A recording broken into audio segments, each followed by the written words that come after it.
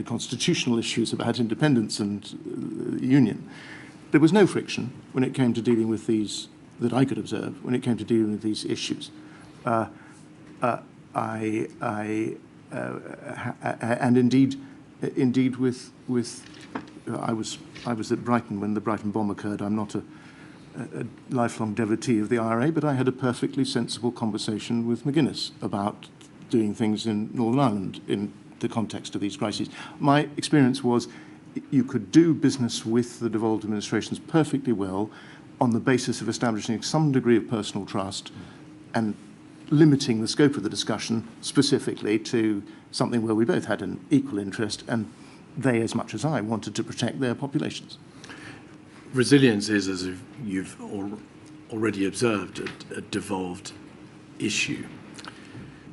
But pandemics don't recognise borders, and therefore would you agree that any proper system of emergency preparedness and response must have in place structures for dealing with other territories, other nations in the United Kingdom, where there will have to be a joined-up response?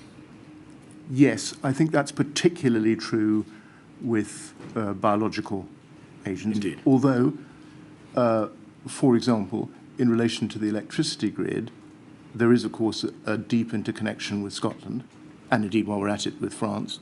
And therefore, I had discussions with the devolved administration in Scotland and with French counterparts when I was concerned with the protection of the grid. So, yes, you have to involve all those who are involved.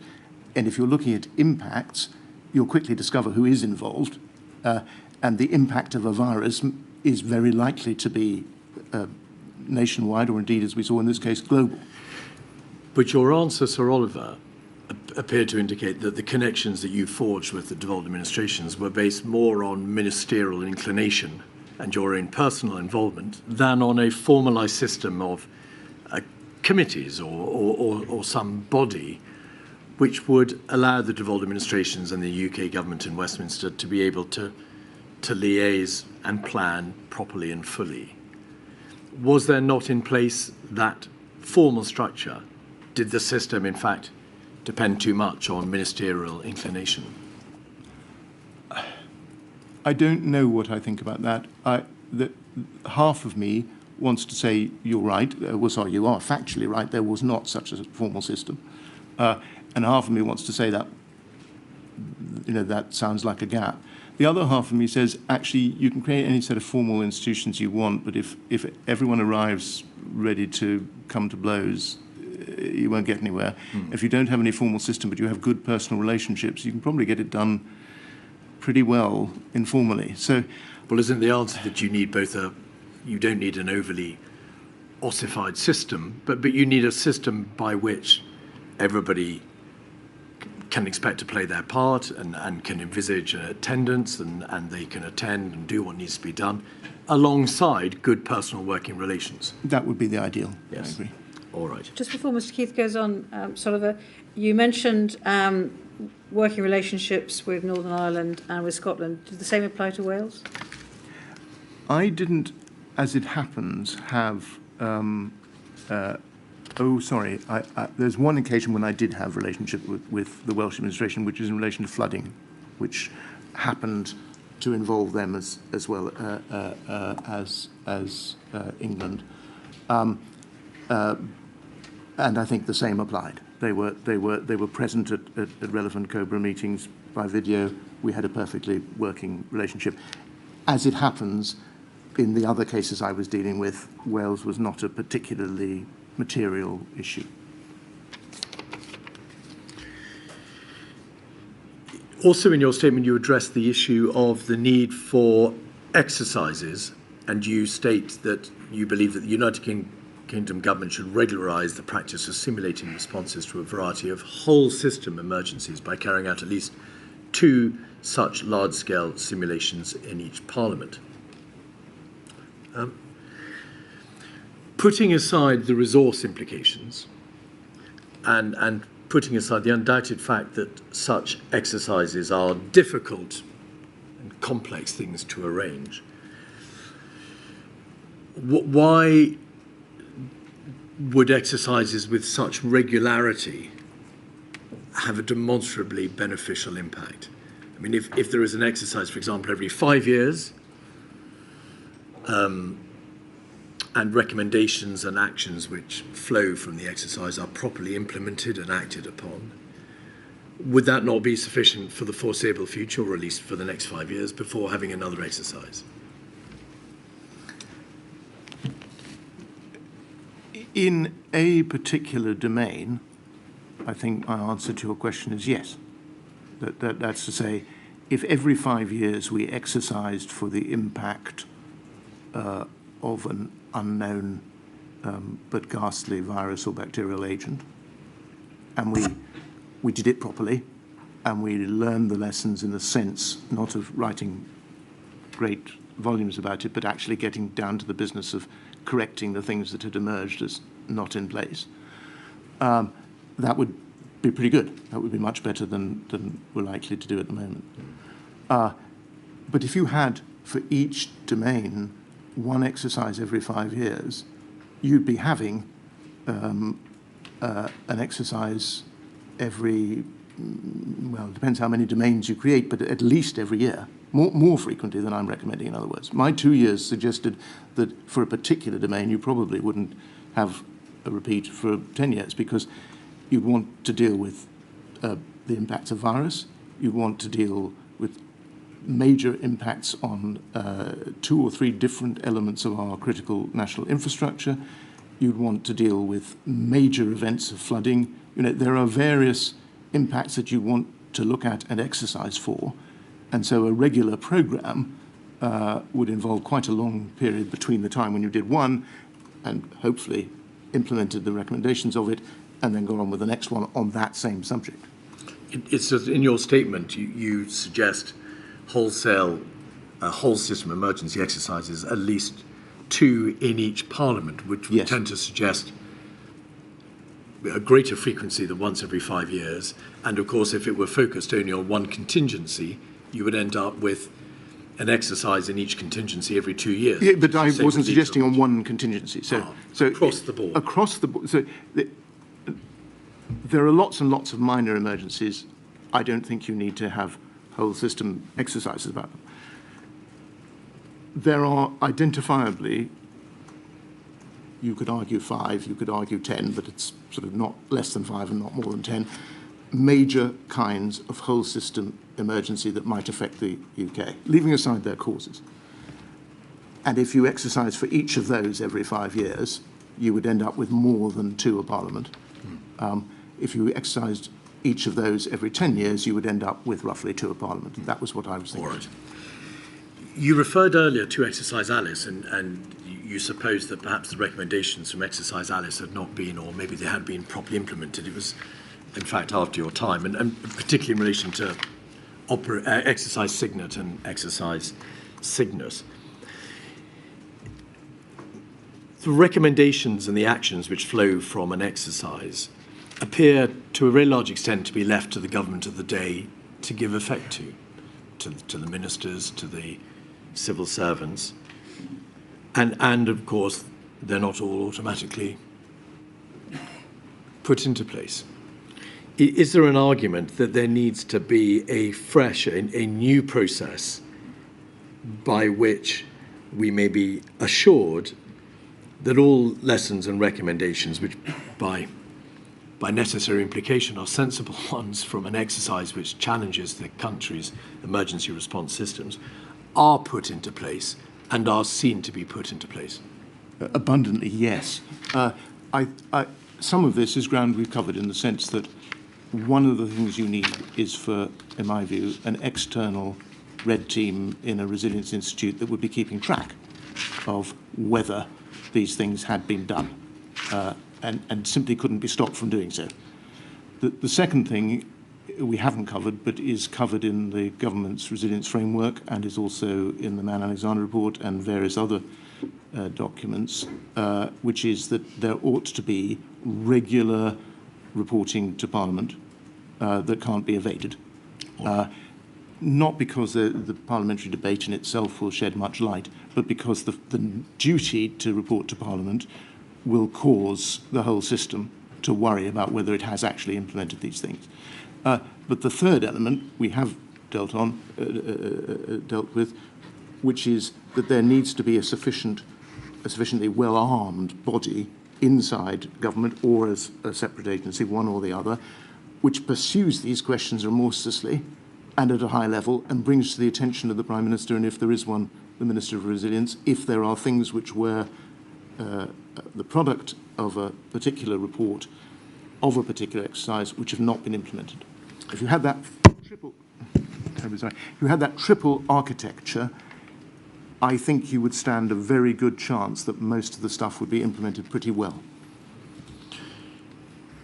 Are you moving to a different topic or the same one? I was going to conclude with one final topic, a very short one, my lady. Matter for you, whichever you prefer. Shall I continue and then conclude it? It's obvious that resourcing is a most difficult subject and one that is, of course, highly politicised. And it forms no function of this inquiry, of course, to advise or direct that anything be done in terms of resources. Resources are a matter of fact, and funding levels are a matter of different fact. There would appear to be a problem, therefore, insofar as decisions about future funding and future resources have to be left to the politicians to decide. But would the creation of this new architecture to which you refer, a new Resilience Institute, be able to at least address in part that problem? Because it could make recommendations as to how money should be spent.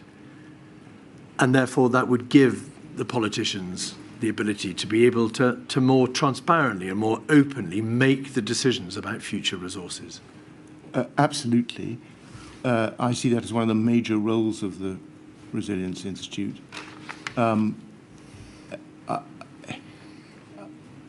It's extremely important to realise that most of the steps that really most need to be taken to improve resilience in most fields do not cost very much.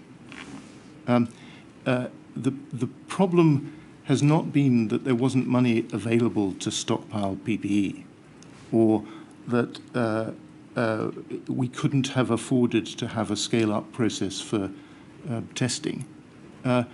These are minuscule amounts in the context of £150 billion a year of health spending. One can argue till the cows come home about whether it was or wasn't a good thing to constrain government expenditure and put the finances back in order. I would argue it was, others would argue it wasn't. Should we not go there? Exactly, leave that wholly aside. Under any dispensation that's remotely plausible to the United Kingdom, we could afford to do perfectly easily all of the things that would most protect us against the biggest impacts of these major whole system emergencies for tiny amounts of money. The problem is identifying what they are and forcing the money to be spent when the PAC and public opinion and the media and so on are all too likely to say, the money's been wasted. You've been holding this stockpile for the last 15 years. We haven't had an emergency. What are you doing?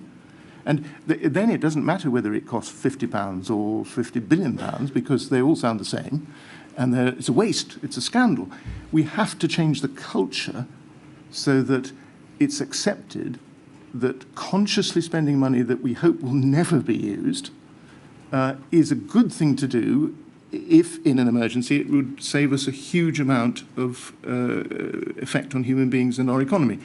And that change of culture is what I hope the Resilience Institute could begin to achieve, the reports to Parliament could begin to achieve, the fact of having the resilience head sitting right next to the Prime Minister would begin to achieve.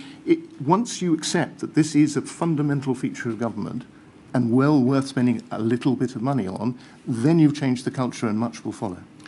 Does that analysis apply equally to the field of public health improvement, which I think it's generally accepted as a far more expensive matter than the narrow area of emergency preparedness? Because in the context of a pandemic, a health crisis, a more resilient public health structure is obviously desirable, but is itself perhaps very much more expensive. I don't think that most of the things that are most important in that domain are very expensive either, by comparison with the vast sums under any dispensation we're going to be spending on health. It's typically much, much cheaper to prevent things, whether in the health domain or any other, than it is to deal with the after effects. We've just spent, I don't know what it is, 300, the inquiry will probably find out, 350, 450 billion pounds on the effects of COVID. We're talking about minuscule amounts by comparison with that.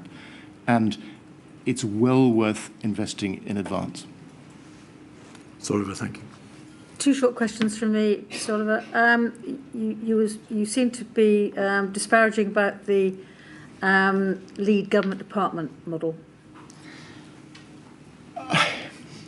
It's inevitable that the expertise on transport will lie in the Department for Transport and Health and the Department of Health and so on.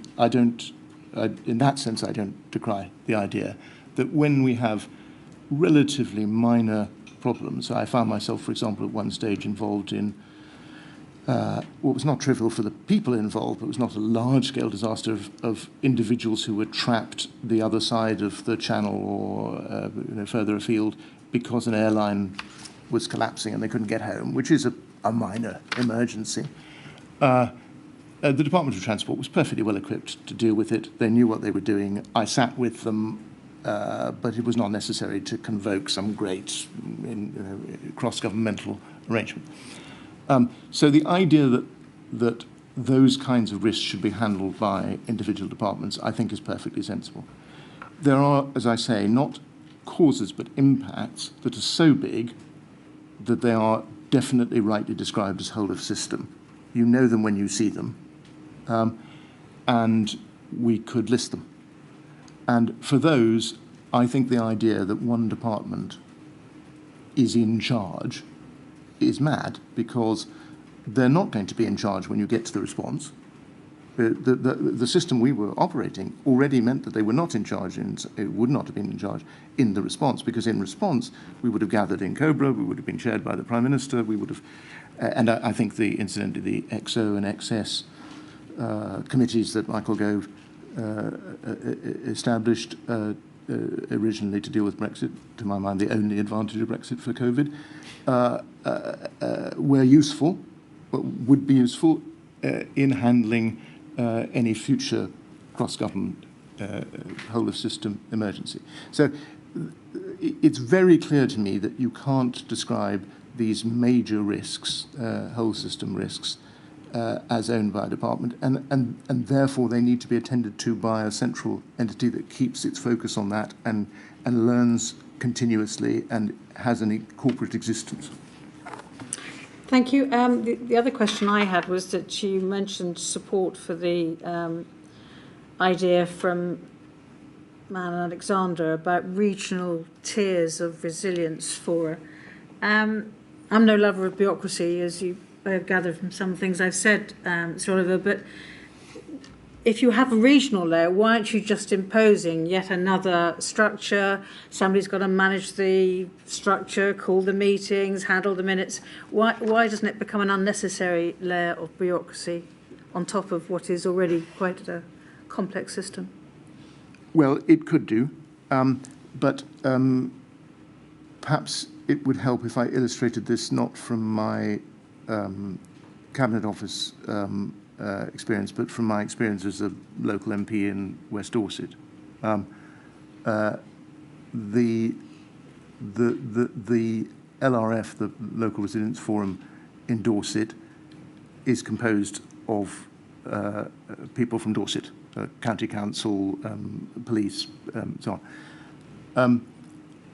And if there's a problem at the village of Biddle Hinton, this is fine. But if there's a widespread problem around, shall we say, the flooding of the southwest, as unfortunately happens reasonably frequently, first of all, the ambulance service is not organised on a county basis, it's organised on a regional basis. Secondly, rivers inconveniently don't follow county boundaries. So if you want to manage them, you've got to manage upstream and downstream, and you have several counties involved. I'd be tedious to go on enumerating. There are I get the point. Various respects in which, for mid-level crises, regional coordination is necessary.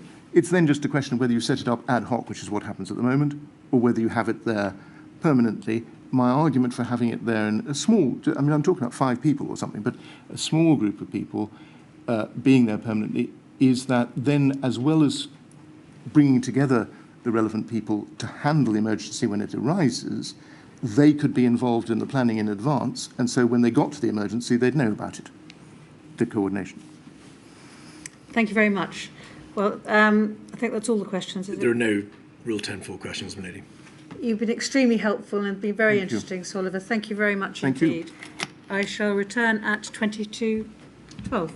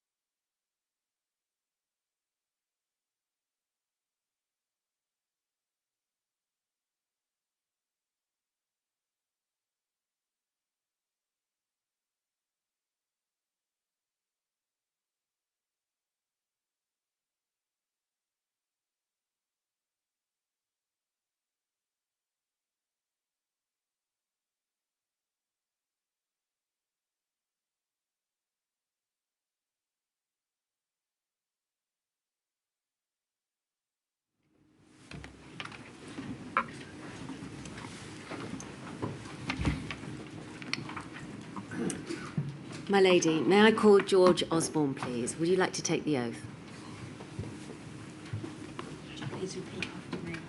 I swear by Almighty God I swear by Almighty God that the evidence I shall give that the evidence I shall give shall be the truth, shall be the truth, the whole truth, the whole truth, and nothing but the and truth. nothing but the truth. Thank you. Is your full name George Gideon Oliver Osborne? Yes, it is. Thank you for the assistance that you've given to the inquiry thus far, Mr Osborne, provision of your witness statement and also documents. And thank you for coming to give evidence to the inquiry today. Please keep your voice up and speak into the microphones so that the stenographer can hear you for the transcript.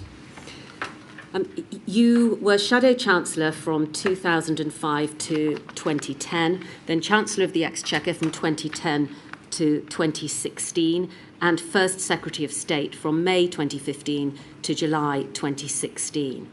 Your witness statement is at INQ 000187308.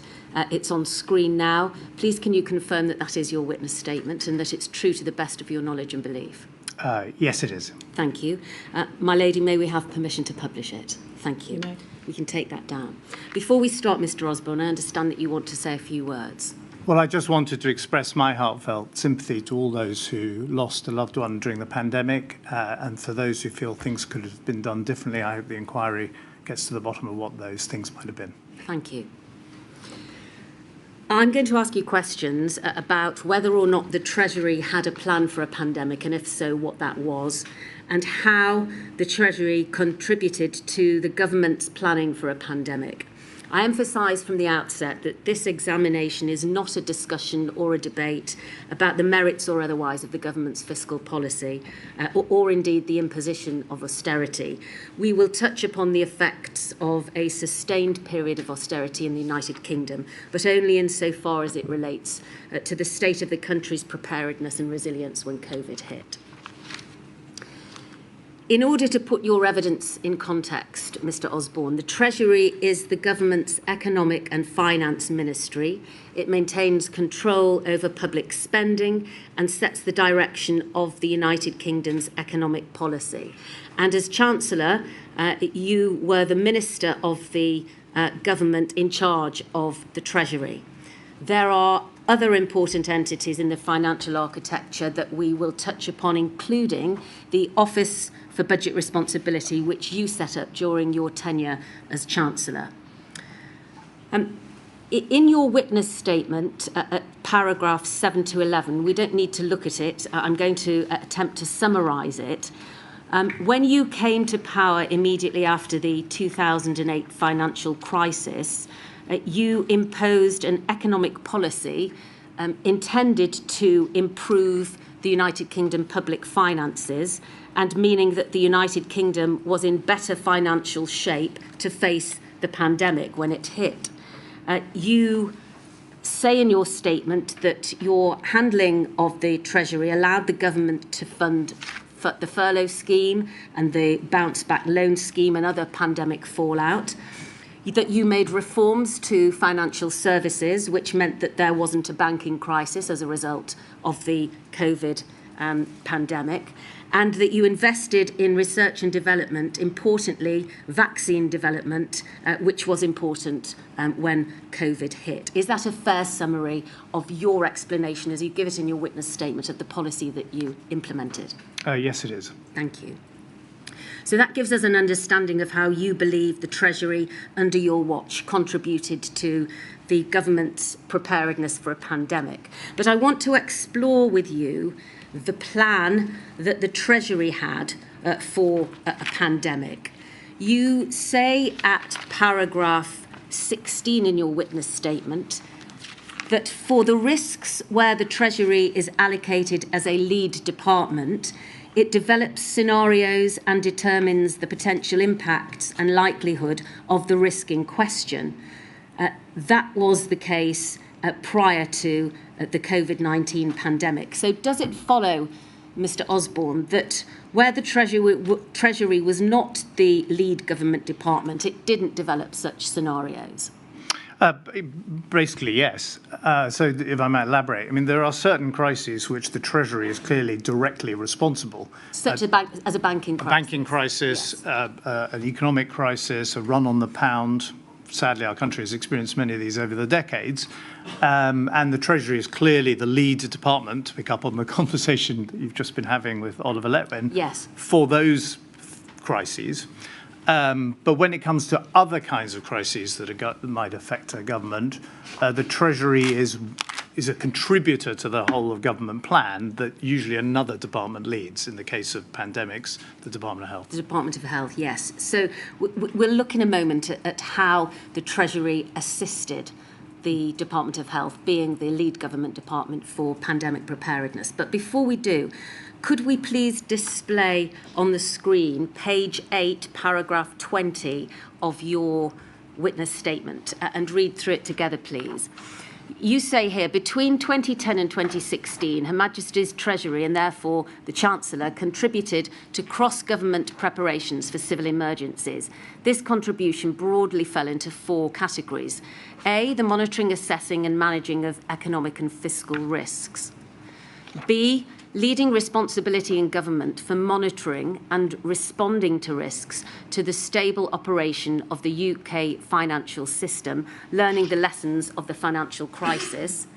C, setting budgets and applying spending controls and/or conditions for government departments, although noting that it was ultimately for the relevant Secretary of State to decide how to allocate their budgets. And D, preparing Her Majesty's Treasury's own corporate structures to enable effective crisis management, working closely with the Permanent Secretary and other senior officials, again learning from the financial crisis. So summarising those 4 points, you believed that the Treasury's job was to plan for economic and fiscal risks, a stable operation of the United Kingdom financial system, setting the budgets and applying spending controls, and also preparing the Treasury's own corporate structures to enable effective crisis management. That's right. Yeah. Yes. Whilst this may well be a form of pandemic planning, these are all purely economic risks and matters which fall directly under the Treasurer's remit in any event. These are the Treasury acting on business as usual, aren't they? Well, the only thing I would draw attention to is that most whole country crises, of which a pandemic is an obvious example, but a devastating military attack, a catastrophic civil emergency of some kind, would probably lead to a second crisis, which is an economic or financial one. And indeed, in the spring of 2020, I wasn't in government, but it was clear for everyone observing government that they were not only dealing with a health emergency, but they were dealing with an economic emergency and a financial emergency. And a huge amount of effort, successful as it turns out, was put into trying to stabilise the markets, make sure the banking system didn't fall over. And so I think, it's quite hard to think of, crises on the scale of COVID that would not also have the potential to tip into a fiscal crisis and or a financial crisis, fiscal being about the ability of the government to fund itself, financial being about the ability of the banking system to cope with the crisis. So I think, unlike other things which you might look at, the most major civil crises have the potential to tip into an economic and financial crisis. All right.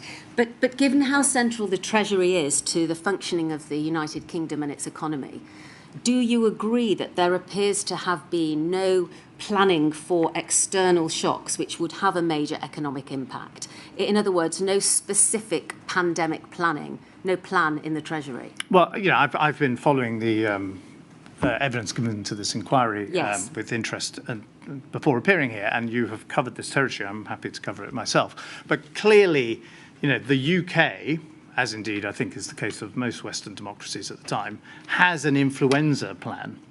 And the Treasury had done some work on what the impact of that would be. And it's a hit to GDP. There's an expected period when much of the workforce might be absent from work for a week or two. And there's, tragically in that case, there would be a high mortality rate.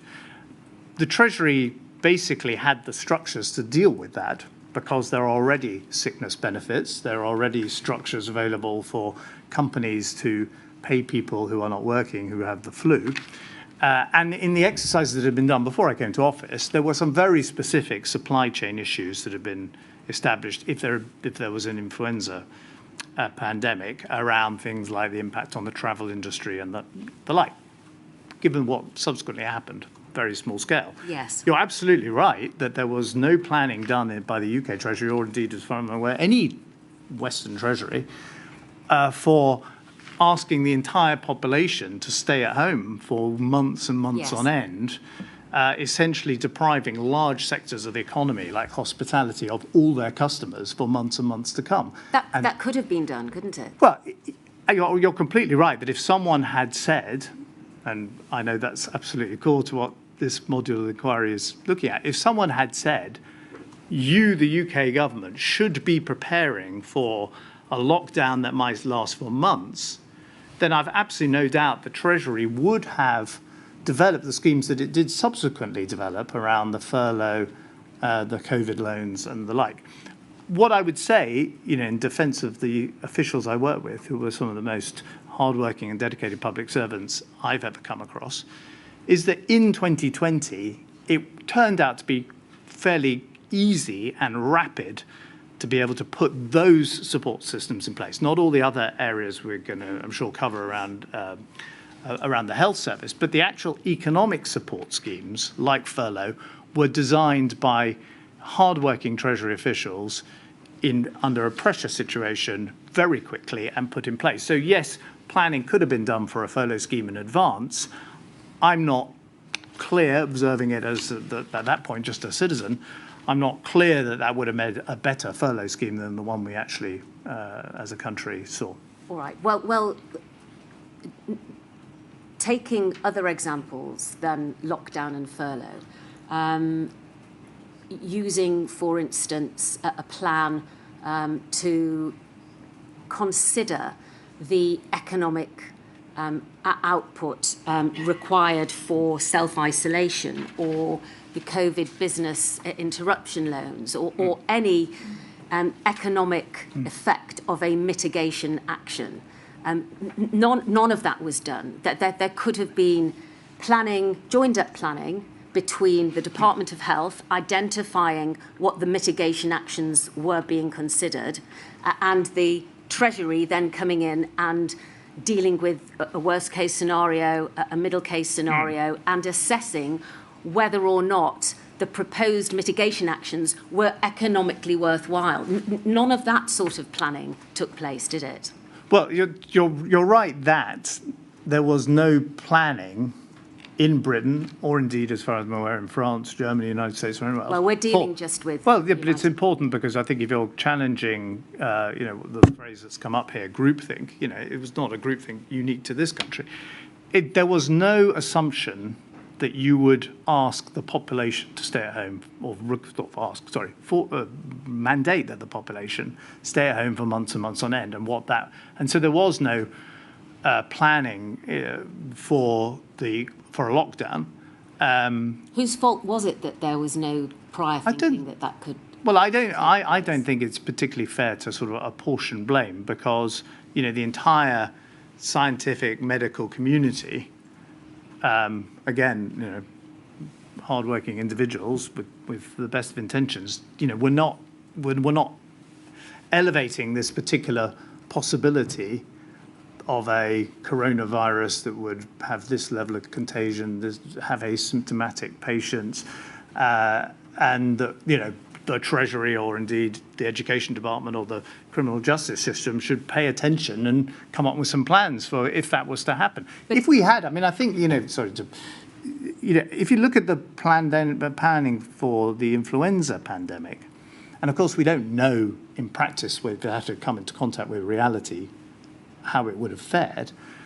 But it's clear that the Treasury, and indeed the rest of the government, responds to reasonable requests by saying, yes, please stock antivirals. Yes, please have in place advanced vaccine, having advanced vaccine purchasing agreements. Yes. Let's have some money set aside for call centres we can set up. But yes. that is different that is very different to sitting down with the Department of Health and working out whether or not there would be such a catastrophic effect to a lockdown that it would have to be considered. And the benefit of considering that prior to the incident hitting is you're not making these decisions on the hoof. What I would observe now, just as a citizen who very much wants this inquiry to come up with some good answers, is I don't think we still know the answer to some of those questions. I don't want to jump ahead for this inquiry, but should the schools have been locked down in the way they were? Even now, after the inquiry, after the pandemic, we don't know the answer to those questions. Well, certainly I don't, and maybe the inquiry can get to the bottom of that. Well, they're certainly worth asking. But, they are absolutely critical questions about balancing, the life expectancy of an 80-year-old versus the educational opportunities of an 8-year-old. Incredibly hard questions, and it's not absolutely clear to me now that as a country we know, all the rest of the world knows what the answer to those things is. So I think the idea that all of this could have been sort of forethought, I don't think is the case.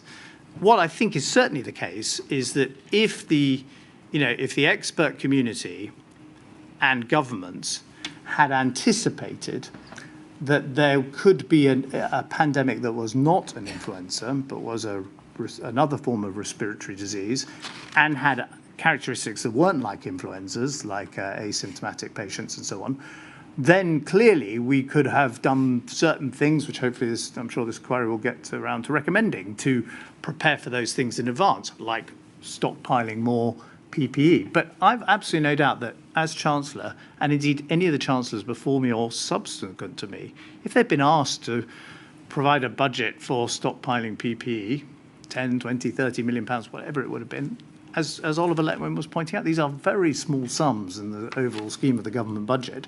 And I'm pretty certain, like we said yes to everything we were asked to fund with an influenza pandemic, we would have said yes to those things too. Should those questions have been asked?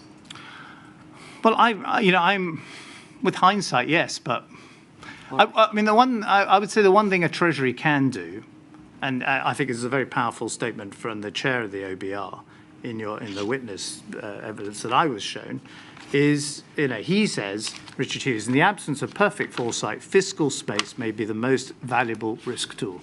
Above all, as a country, whatever hits you, you need to be able to respond, to throw, in this case, large amounts of public funds at the problem without it leading to the thing I mentioned earlier, the fiscal crisis or the banking crisis that makes either the situation very much worse or indeed just removes the option of funding.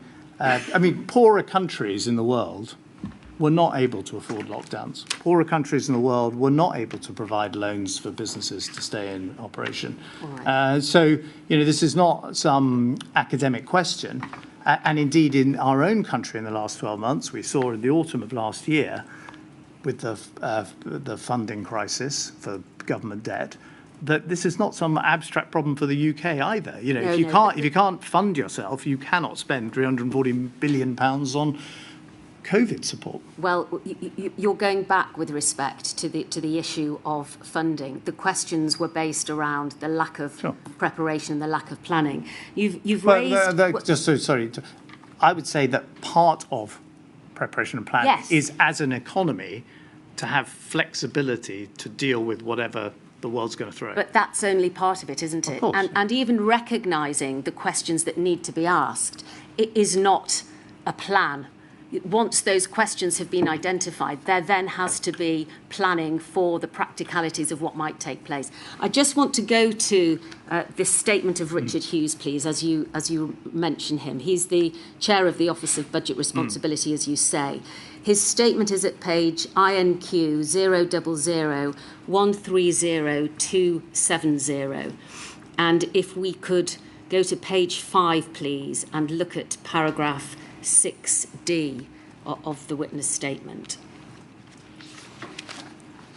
And whilst we're waiting for that to be put up on the screen, you will be aware of the evidence that Mr. Cameron gave to the inquiry yesterday, that in his view, and indeed since he was instrumental in bringing into being the National Security Committee and with the security advisor supporting it, he believed that only a whole cross-government response to a pandemic and to these huge catastrophic risks was suitable and was going to work. Do you agree, Mr. Osborne, that unless the Treasury is involved in proper joined-up thinking with the other lead government departments, then there is a piece of the jigsaw missing, and it is not a cross-government response? Yes, I do agree with that. And I mean, institutionally, the Treasury is involved in every government decision because decisions can't come to the Cabinet, for example, until the Treasury has given its sign-off. So the Treasury, uniquely among the government departments, is already in the weeds of many, many decisions across government. But obviously, the nature of that involvement and the nature of the cooperation is incredibly important. And, you know, I listened with great interest to what my former colleague Oliver Letwin was saying.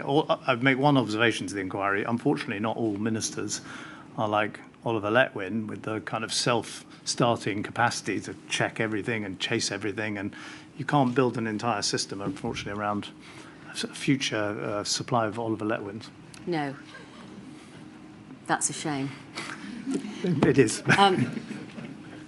Looking at the document that we've got on screen then, this is, just to remind ourselves, from Richard Hughes, the Chair of the Office for Budget Responsibility. And he says this: while it may be difficult to predict when catastrophic risks will materialise, it is possible to anticipate their broad effects if they do.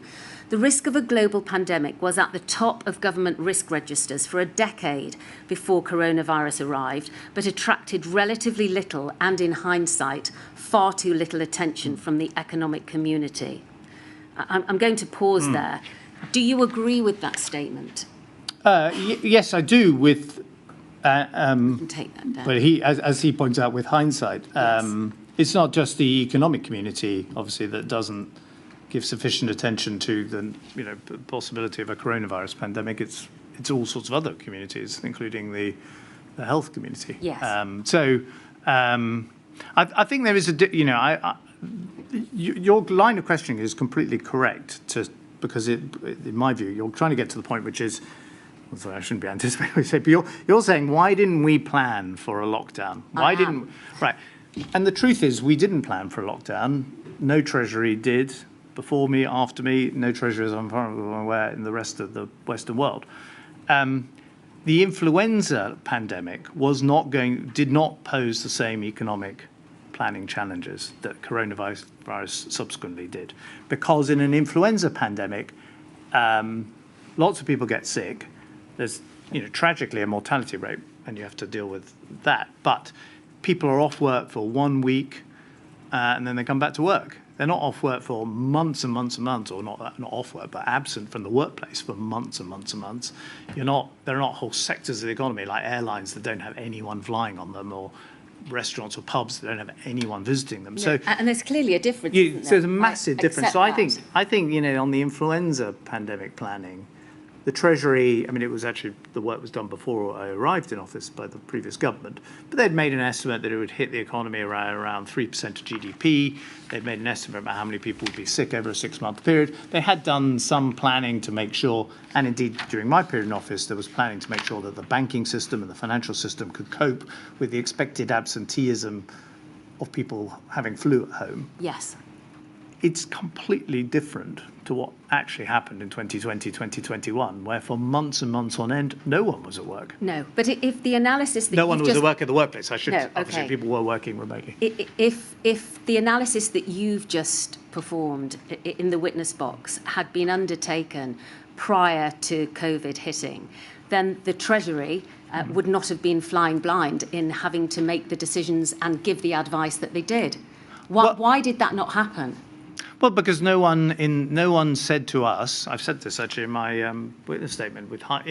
No one said to us there could be a a health pandemic that is not influenza, for which the likely response is you're going to have to shut down the economy for months and months on end. So that was not elevated to us as a health risk, and obviously the Treasury not trying to second guess all the, health experts.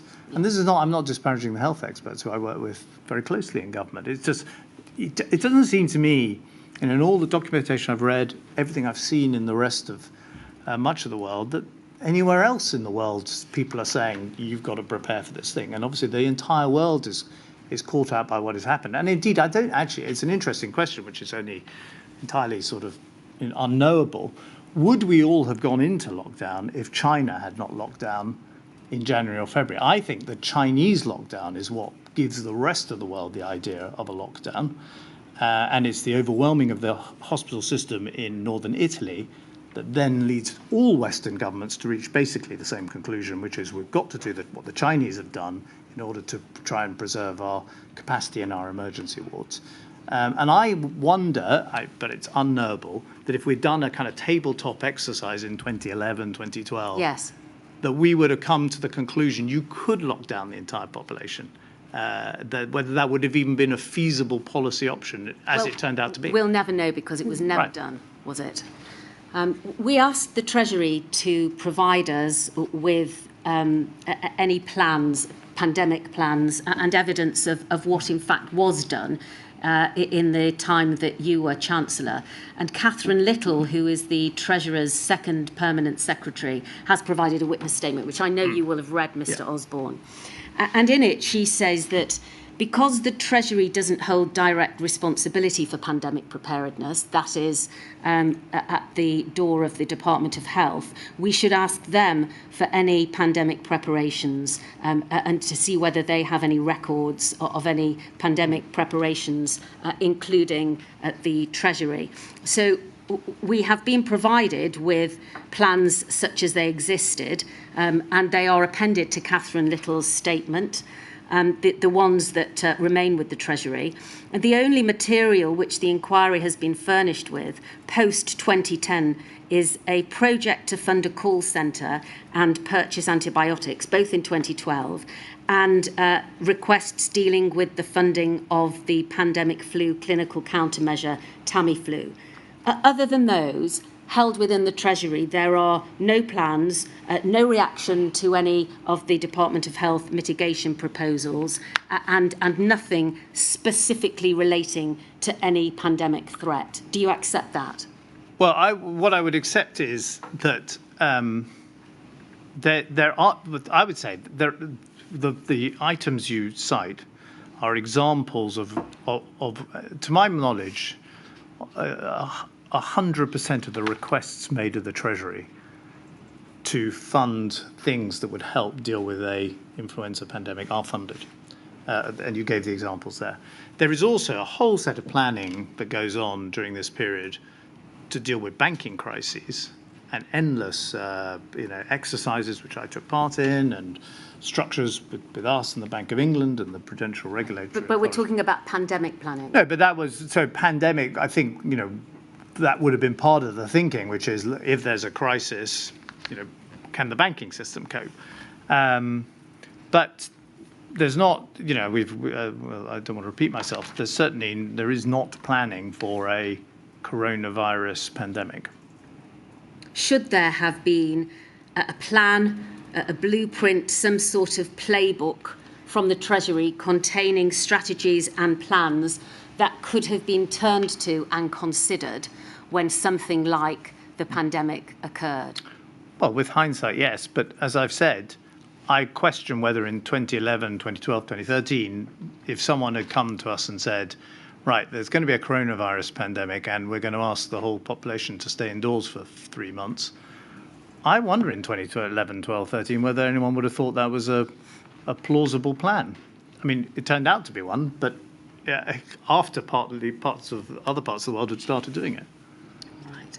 If there had been a series of papers, a series of levels of consideration given to different scenarios dealing with different assumptions. So whether what was coming down the line might be symptomatic or asymptomatic, how quickly it was likely to reproduce as a disease, then in advance of COVID hitting, you would know as Chancellor which economic levers would need to be pulled and how best the Treasury could support the mitigation actions of the Department of Health. And the problem with not having that thinking taken place some time before the pandemic hits is that, as I've said before, the result of that is the Treasury's acting on the hoof.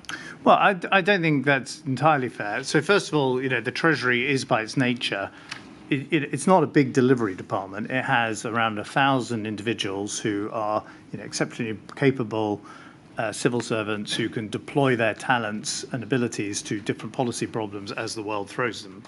In the last 2 years, they've suddenly had to deal with the Ukraine and energy supplies in the way that the Treasury would not have had a big standing capability to do with before. But that's one of the great strengths of the British Treasury. There are definitely, following your line of questioning, things that we could have done if this kind of threat of a coronavirus pandemic had been identified in advance. So we could have, I'm making I think straightforward observations, like we could have stockpiled more PPE because we might have anticipated that the whole world would want to get hold of this material, and it was only being produced in a certain number of factories on the other side of the world, and the US government was doing everything to get hold of it, and so we could have stockpiled more of that. For example, we could have maybe looked at things like having more respirators in hospitals than we would normally carry in the health service, but that was not identified as a particular need. I think the sort of broader question of, I don't want to repeat myself, would we have anticipated the lockdown? I just don't know the answer to that.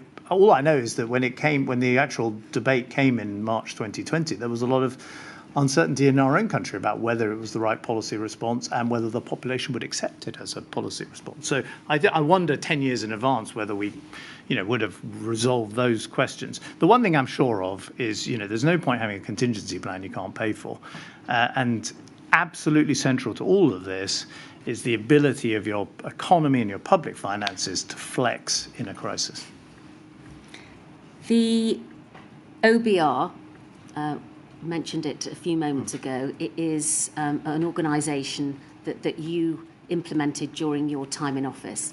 And part of the assistance that it gives to the Treasury is the preparation and presentation of fiscal risk reports. Can you explain to us what those are, please? Well, these were, so the OBR was created very shortly after I came to office. It gave an independent assessment of the public finances. And it's not just, I think it's important for people to understand, it's not just another think tank with a sort of another set of finances, another set of forecasts. These are the government's forecasts. There's not some other set of government forecasts. In other words, the forecasts for GDP, for unemployment, for tax revenues and so on are independently produced, but they are the official government forecasts. And that is the central role of the OBR. And to do that, it is privy to secret information in government. So it is privy to the budget decisions. I gave 8 budgets. It knew what was in the budget weeks before the general public did, or indeed weeks before members of the cabinet would know what was in a budget. So it's a very important institution at the heart of government. And we sought to add to its capability by asking it to undertake essentially assessments of potential risks to the UK and what impact they would have Fiscal on risks. The public finances. Well, they were issues like, I think, they looked at everything from a no-deal Brexit to climate change to all sorts of, things that might have an impact on the UK and what the fiscal consequences of that would be. So the actual crisis was not a fiscal crisis. It was what was going to be the cost, basically, of these various things that they looked at. And there were business as usual risks, as they defined, weren't there? And then there were also one-off events recognised and reflected in their risk analysis.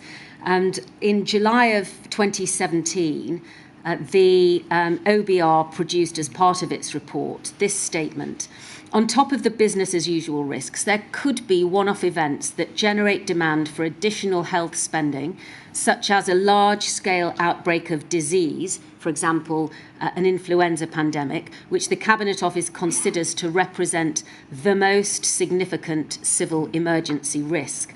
Long-term systemic cost pressures could also arise from sources such as an increase in antimicrobial resistance. So there was some recognition in the risks that were identified by the OBR of that which is contained in the National Risk Register. Yes, that's right. I've left office by this point. I think the OBR actually tell us that they had considered doing the influenza scenario planning, but in fact they switched their resources to looking at a no-deal Brexit scenario instead. Right. Well, my question for you on this topic is this. Does it surprise you, given what I've just read out, to know that despite there being an acknowledgement of the influenza pandemic being the most significant emergency risk identified by the National Risk Register, that the pandemic, did not appear as a risk on the fiscal list? Well, I think I don't know if you're taking evidence from the OBR, oral evidence, but they made their own decisions about what they thought were part of their independence, was to make their own decisions about what they thought they should look at. I imagine the government at the time would not have wanted them to look at a no-deal Brexit scenario, for example. So it's incredibly important they're independent and make those decisions.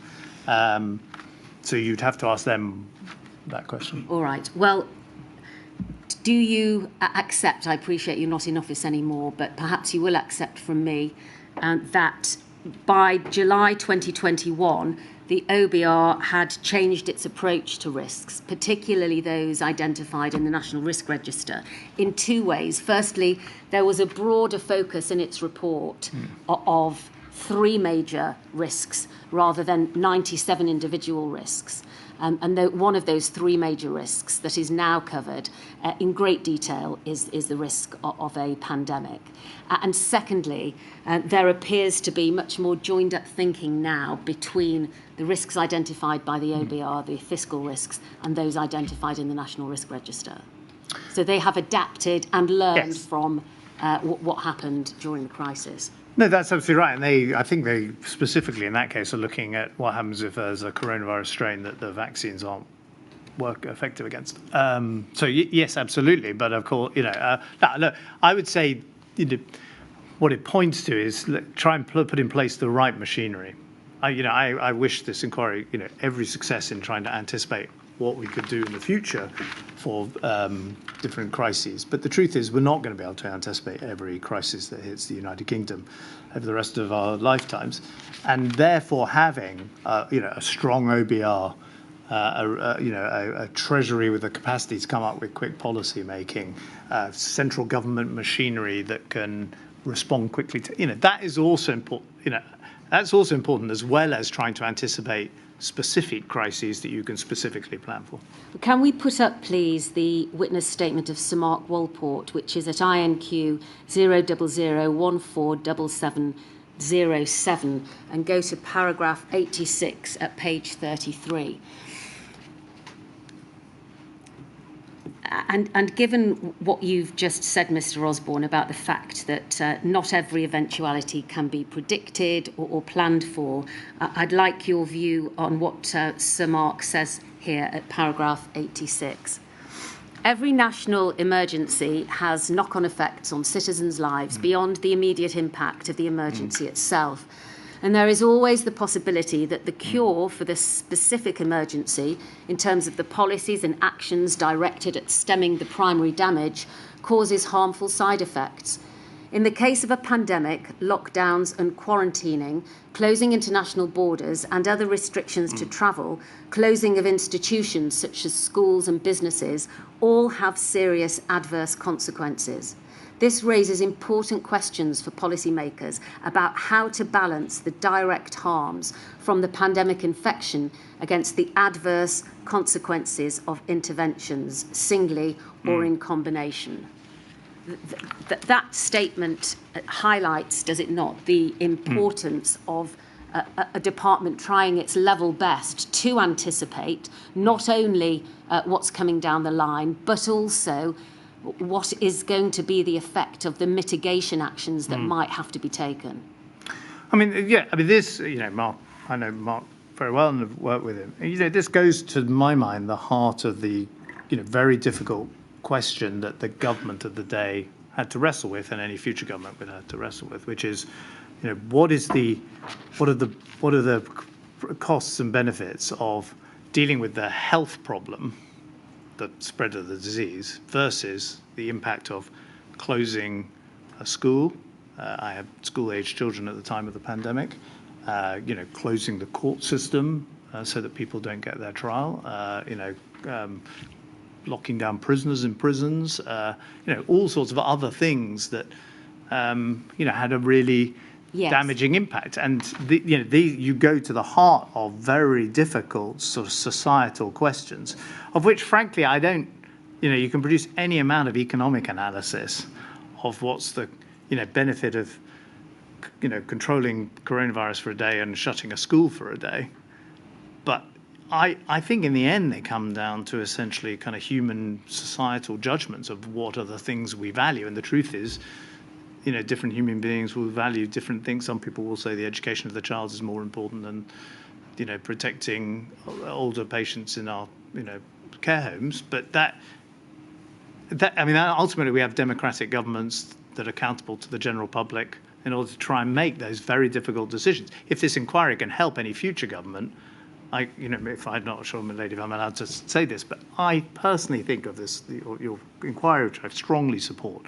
If you can give some kind of guidance to answering that question, it is the single most useful thing this inquiry can do for any future government, which will be faced with very difficult questions like the government was faced in 2020. Are you suggesting, Mr. Osborne, in the answer that you've just given, that it was not worth the Treasury attempting to engage in any significant planning because the decisions have to be made when the pandemic hits? No, the Treasury did not engage in the planning because no one had anticipated that you would have to, or you would have the option of, or it would be something you should consider, locking down the economy in order to deal with an asymptomatic non-influenza respiratory pandemic. An answer you've already given. And may I suggest that had the Treasury been interested in engaging in pre-pandemic planning, then it would have taken a bigger part in the two exercises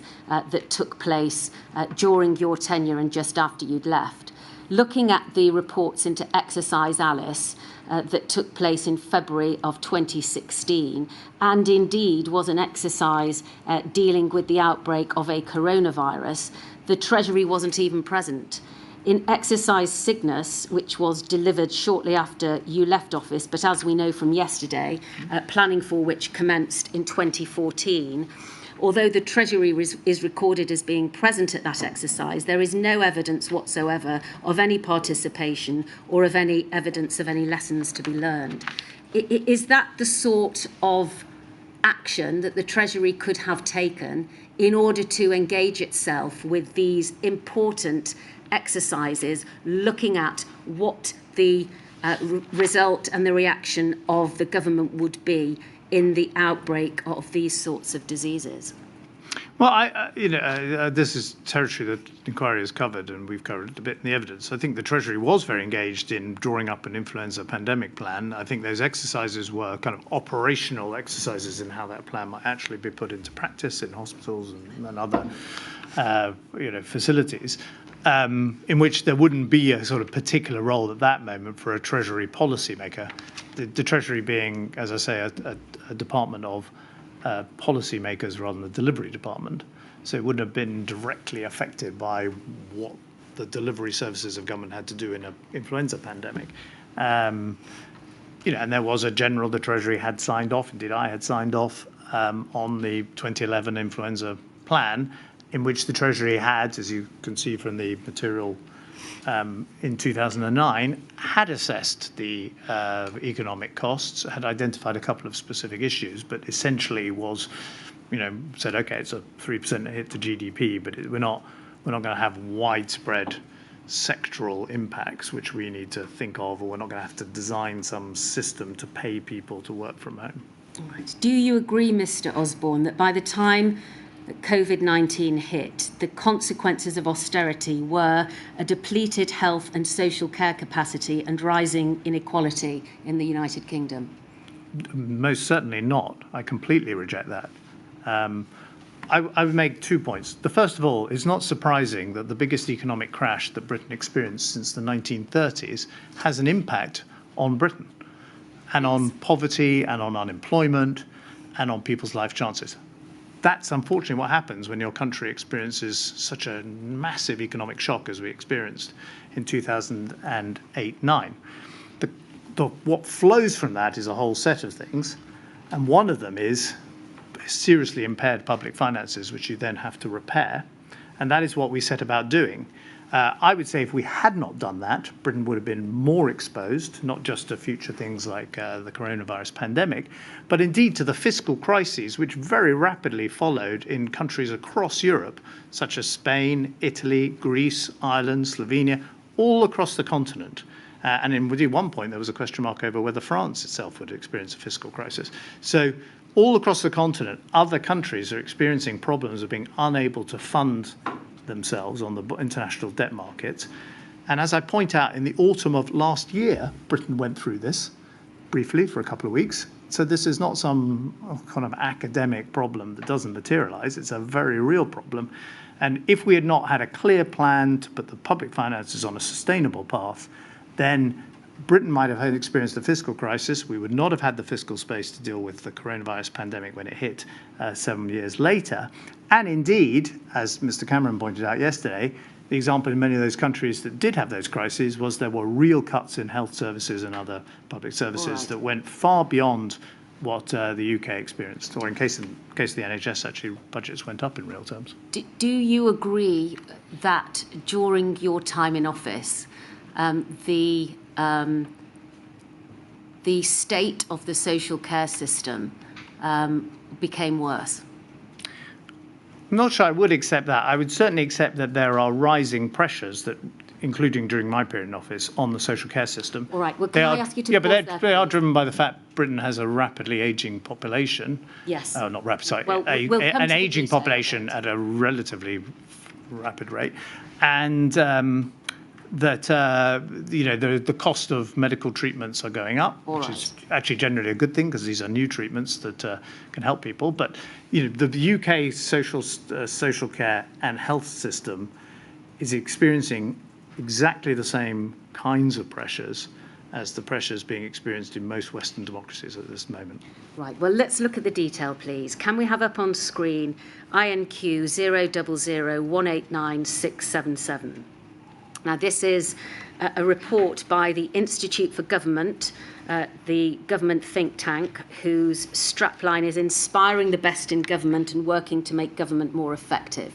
This is a report that was prepared by the authors sitting in the bottom left-hand corner. It's headed, How Fit Were Public Services for Coronavirus? And we don't need to go to it, but just to set this in context, this is a report based on extensive desk research, analysis of government data, and interviews of civil servants, frontline staff, representative bodies, and other experts. Can we go, please, to page 8 of this report and highlight the final 2 paragraphs and zoom in on those? Even before the crisis began, that's the COVID crisis, public services had seen reduced access, longer waiting times, missed targets, rising public dissatisfaction, and other signs of declining standards.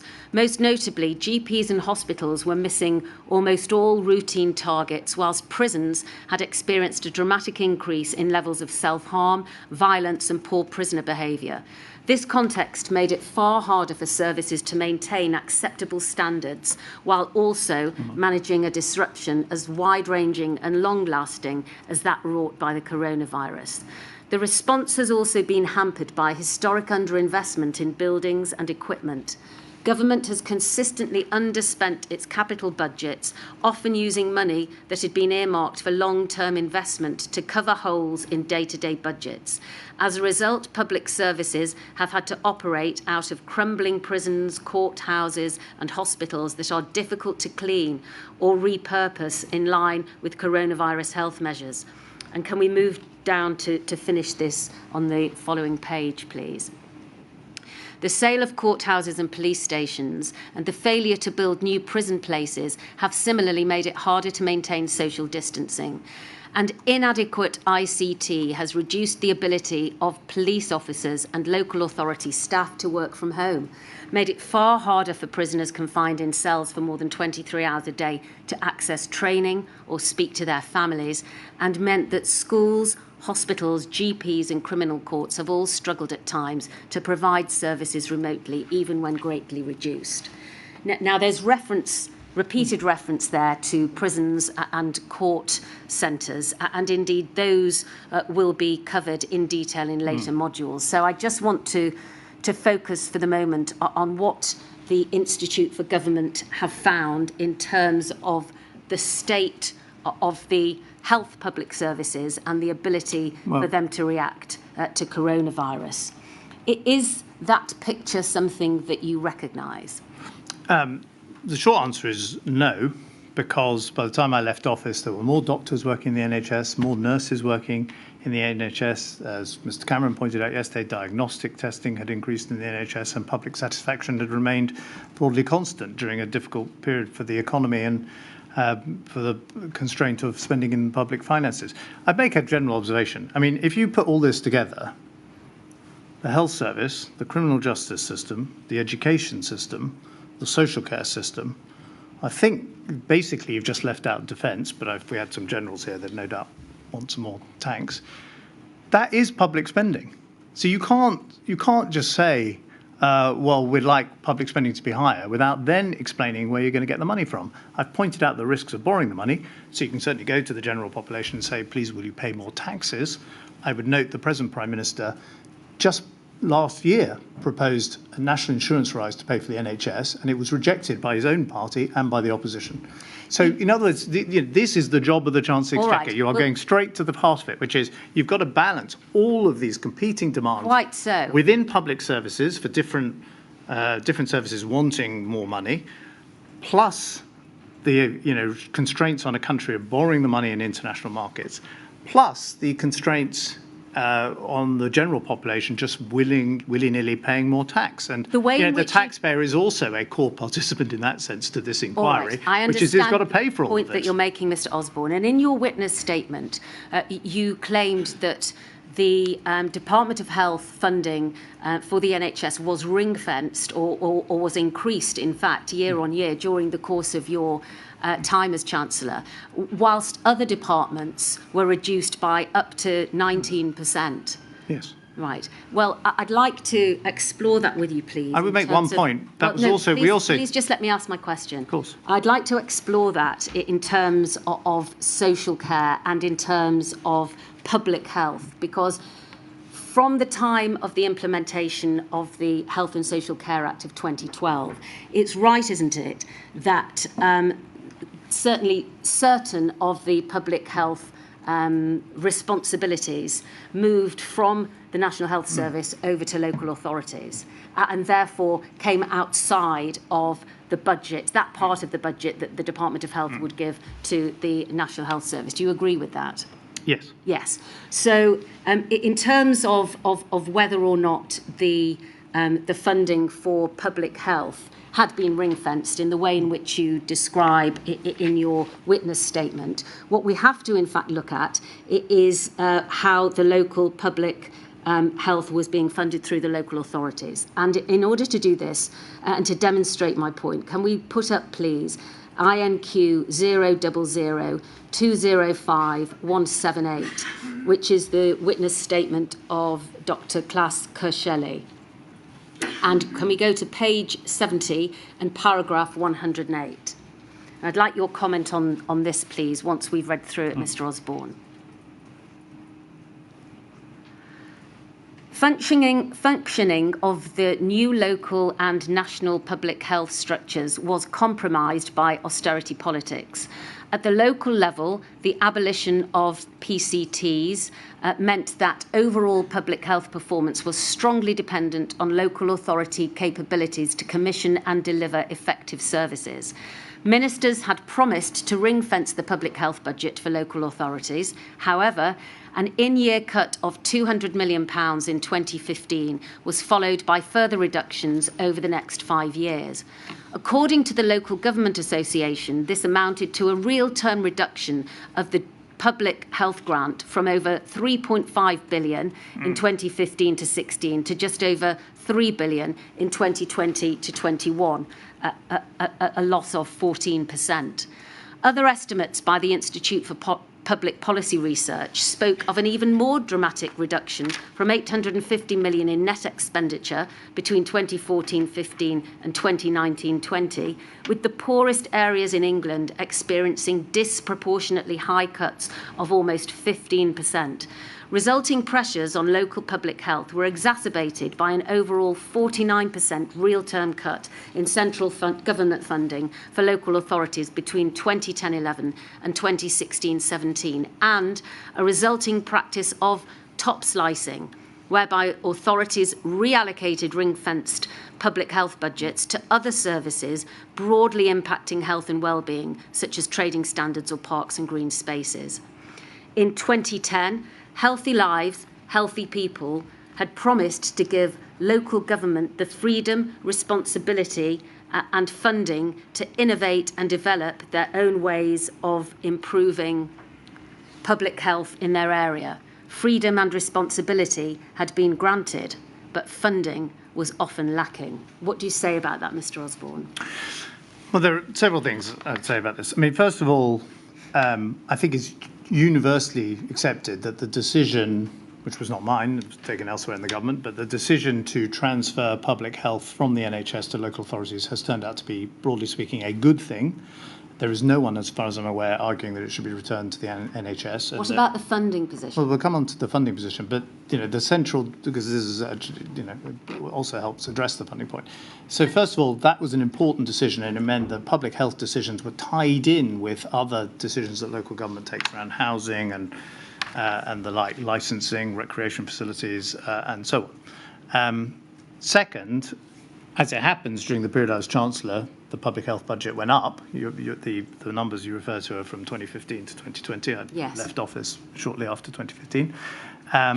But I would make a broader point, which is, here there's a kind of challenge, which is a classic policy-making challenge of to what extent do you try and ring-fence things and say local authorities must spend this money on this particular thing. Indeed, public inquiries of all kinds have generally led to conclusions that budgets should be ring-fenced for the thing the public inquiry was looking at. Yes. And then over time, a local authority has less and less discretion about how to spend money, because this bit's ring-fenced, that bit's ring-fenced, and so on. And you erode local decision-making and local democracy, and you also end up with a whole load of siloed individual ring fences. So as a government, the Cameron government, of which I was an active part, was actually promoting localism, and indeed we went further in devolving power, such as indeed the NHS and public health and social services in Manchester to the Greater Manchester Authority. But to work, the system has to be properly funded, doesn't it? Well, then you come to the point which is, and by the way, local government has its own resources. It can raise or cut local taxes. Part of the taxation system is in the hands of local government. But I would make then I make the point. First of all, money is not the solution to all public health problems. I introduced a sugar tax, which has, I believe, had a big impact on reducing sugary drinks and helping with obesity levels in the UK. Smoking during the Cameron government reduced as quite dramatically the amount of the population, proportion of the population smoking. So you can do all sorts of other things to help with public health. If you're coming back to like the public health budget, well, then that's what okay. The well, then that which straddles several different parts of government again comes into the general question you've got of which budgets you're going to cut, or what money you're going to borrow, or what taxes you're going to put up. Right. And we had made a decision to ring fence the NHS and indeed to ring fence some of these public health grants By the way, I might just observe that Public Health England, which we created, was absolutely instrumental in coming up, I think, within 3 days for a test with coronavirus. So we did put in place structures that in 2020 did deliver in the case of developing a very rapid test, which was required for this brand new disease. Well, I'm going to suggest, Mr. Osborne, that Public Health England failed in its mission to increase the country's public health. You will know that your Secretary of State for Health and then Health and Social Care, Jeremy Hunt, has provided a witness statement to the inquiry in which he says that he acknowledges that during his time as Secretary of State, the NHS required more funding. There was, as you have already acknowledged, a rapidly rising demand for services, an ageing population, that he considered that there were staffing capacities within the system that were causing difficulties, and that the NHS workforce requirements, which have historically been considered in an ad hoc way, need to be sorted out in order for the National Health Service to properly support the capacity that's required. And that's in normal circumstances. But when one takes that into account when the pandemic hit, do you accept his criticisms that the system was not working as properly as it should be, and that part of the reason for that must have been the funding? Well, I read his evidence, which I thought was very good and had some interesting and constructive ideas for the future around testing capabilities and so on, and lessons to be learned from South Korea and Taiwan and other countries. I think from memory, he actually identifies Brexit and immigration as one of the problems, that the health service had relied on a stream of people coming into the country to fill posts in nursing and other parts of the medical profession, and that proved problematic during the period he was health secretary. I had by then left the government. All right. Do you agree that, however well funded you say the NHS was during your time as Chancellor, it simply wasn't enough? No, I don't accept that. I mean, what I accept is you could spend more money on the NHS, just like you could spend more money on the court system, more money on the school system, more money on the army. But you have to make a calculation of balancing the resources each of those services get, and the central calculation, which every household has to make, is what can we actually afford? Because what's the revenue that's coming in? And so I think we prioritised health. I would also it's not insignificant that at the 2010 general election, this is exactly what we said we were going to do: cut other areas, but increase health. We went into the general election telling the public we were going to cut those other services. And in 2015, we also said the same thing. And on both cases, the public put their confidence in us. So in terms of also democratic accountability, I don't think the public were misled about what the government would do. And the evidence of the 2015 election were prepared to continue to place their trust in us. Can we display, please, INQ 000119293? This is the OBR's first fiscal risk report from July of 2017. I've already made reference to it. And can we go to paragraph 162 and look at, page 162, and look at paragraphs 6.66 and 6.67. This was the risk report provided a year after you had left office. And if we can look, please, at, in fact, 6.66 we will start with. Thank you very much. It's headed Pressures on the Adult Social Care Budget and How Government Has Responded. As with health, there are visible signs of pressure on the adult social care system. In the past 2 years, governments have announced top-up funding and delayed reforms that would increase costs further. The government has stated that further reform is required to ensure that the system is prepared to meet the challenges of the increasing numbers of over 75s, and that it will work with partners at all levels, including those who use services and who work to provide care, to bring forward proposals for public consultation. Signs and sources of pressure on the adult social care budget include pressure on local authority budgets has fed through to adult social care. For those authorities in England with responsibility for adult social care, it is their largest item of discretionary spending. Local authority budgets have been squeezed by cuts to grant funding and limits on council tax rises.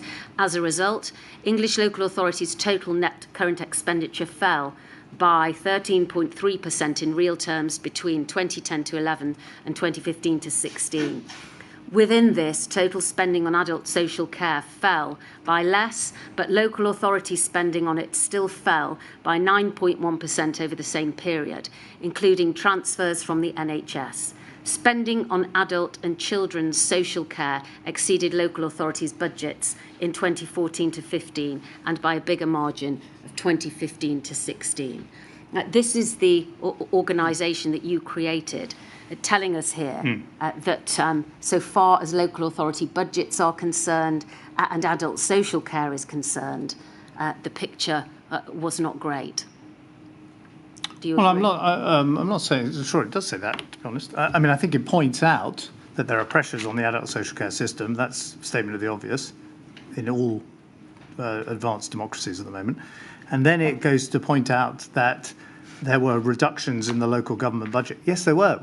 We announced, they're not like secret reductions in the local government budget. They were publicly announced as part of a programme of trying to reduce government expenditure. But if you exclude local government, education, defence, criminal justice, and the NHS, you haven't got anything left. That is what public expenditure is, plus welfare spending, which people also are not keen on having reduced. So welfare entitlements. So yes, there were reductions in local government budgets. That's because the country had had an enormous financial crash, was poorer than it had been before, was going to be permanently poorer. There was an impact on it. Its permanent potential had been impacted by the crash.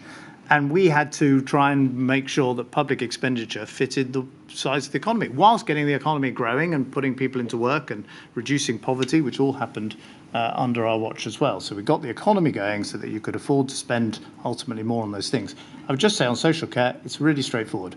There are two people who can pay for social care. The taxpayer can pay, and then you've got to be prepared for higher levels of general taxation. Rishi Sunak's NHS and social care levy was rejected by the Conservative Party and the Labour Party in the last year.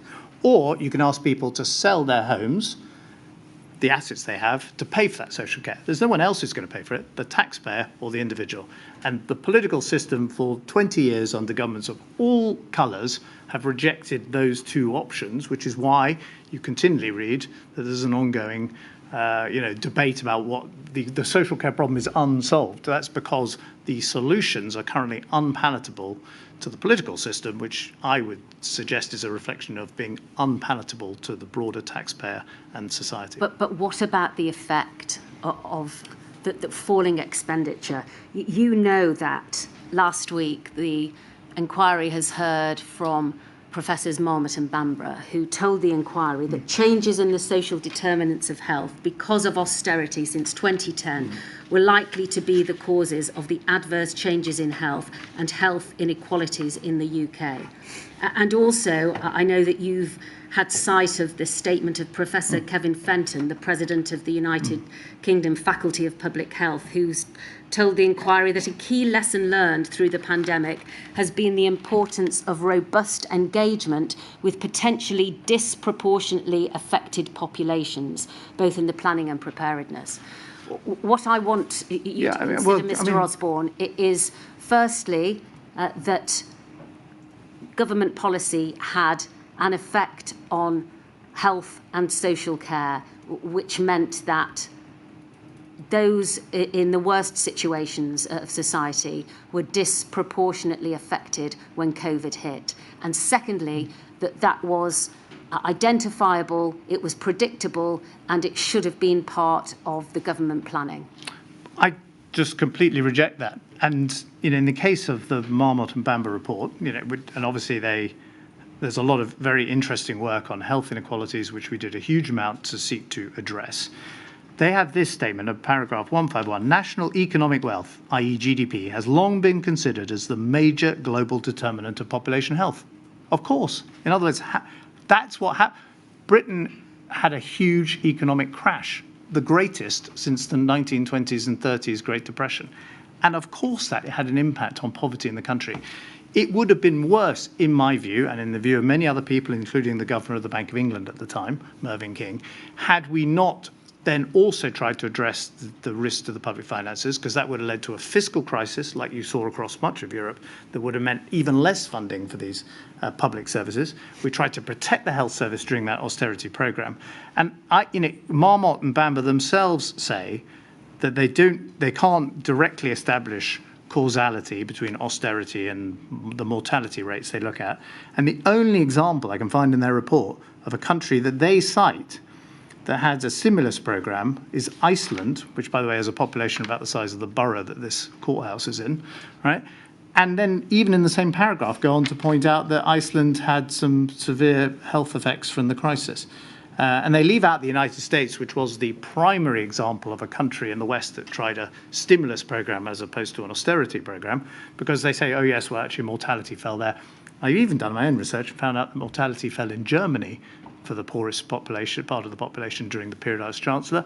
And I don't think anyone thinks that Germany pursued a particularly tough austerity program during that period. So I just, I just reject all right, I would centre on their central conclusion, which is national economic wealth has long been considered as the major global determinant of population health. So your evidence, Mr. Osborne, is that although you acknowledge that in certain aspects the effects of COVID were felt more keenly by those most disadvantaged in society, that has no connection whatsoever to the effects of austerity that were brought in 2010. That's absolutely my contention. Right. It is true that pandemics will affect poorer people more severely, and that is one of the great tragedies, which is why we try and alleviate poverty and direct services towards them.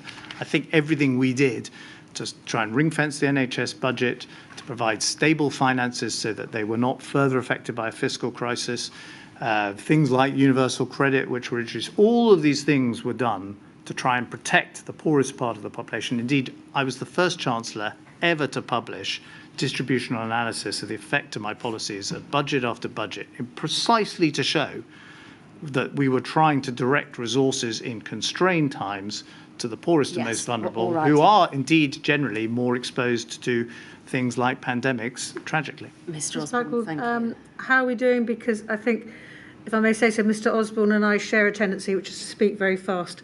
And the stenographer, I'm afraid, has had a tough morning. So I only have two more. You think you can finish by questions. 1 o'clock? Yes, I will finish by 1 o'clock. Okay. Can I apologise to you, my lady, for talking too quickly for the Don't worry, I do it too. So I'm afraid we're in the same camp. Two final questions, please. The first, going back to health economics, and I'd like to put to you the statement made by Professor Sir Chris Whitty in his witness statement. We don't need to put it up.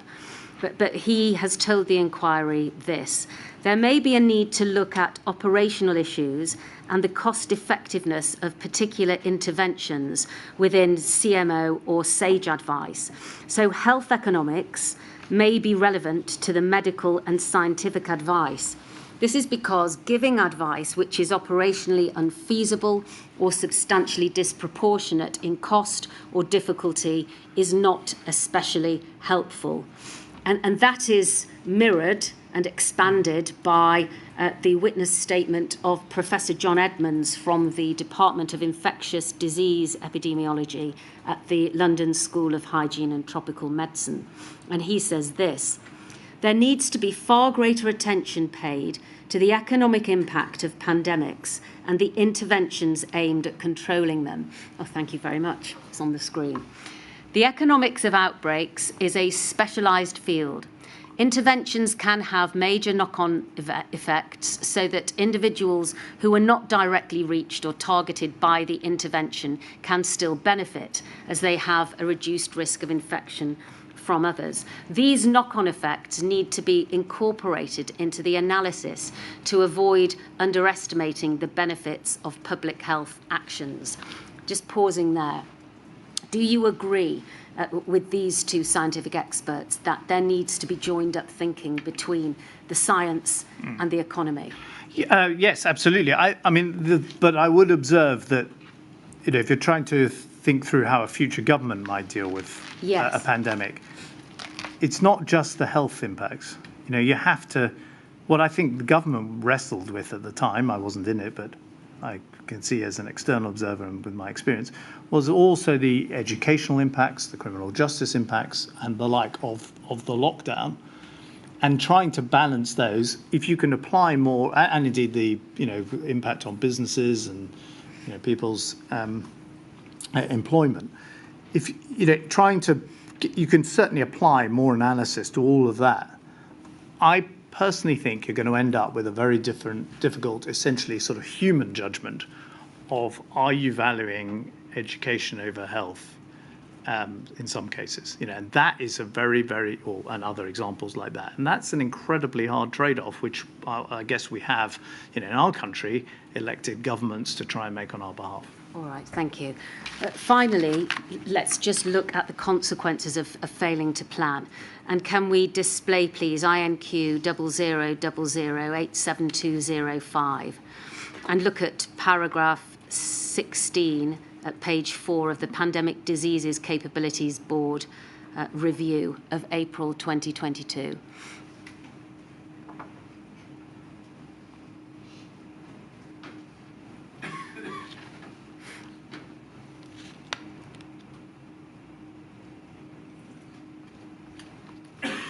Paragraph 16, please.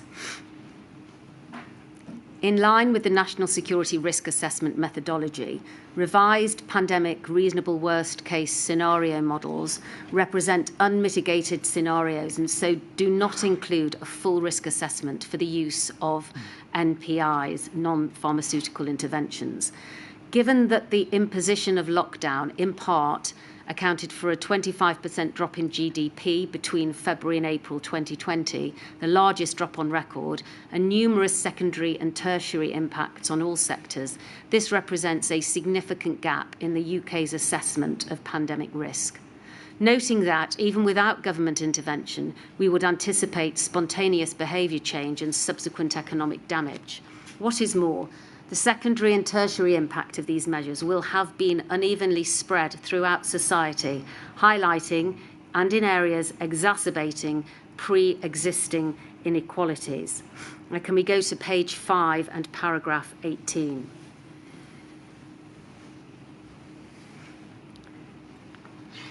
And can we highlight 18, 19 and 20, please?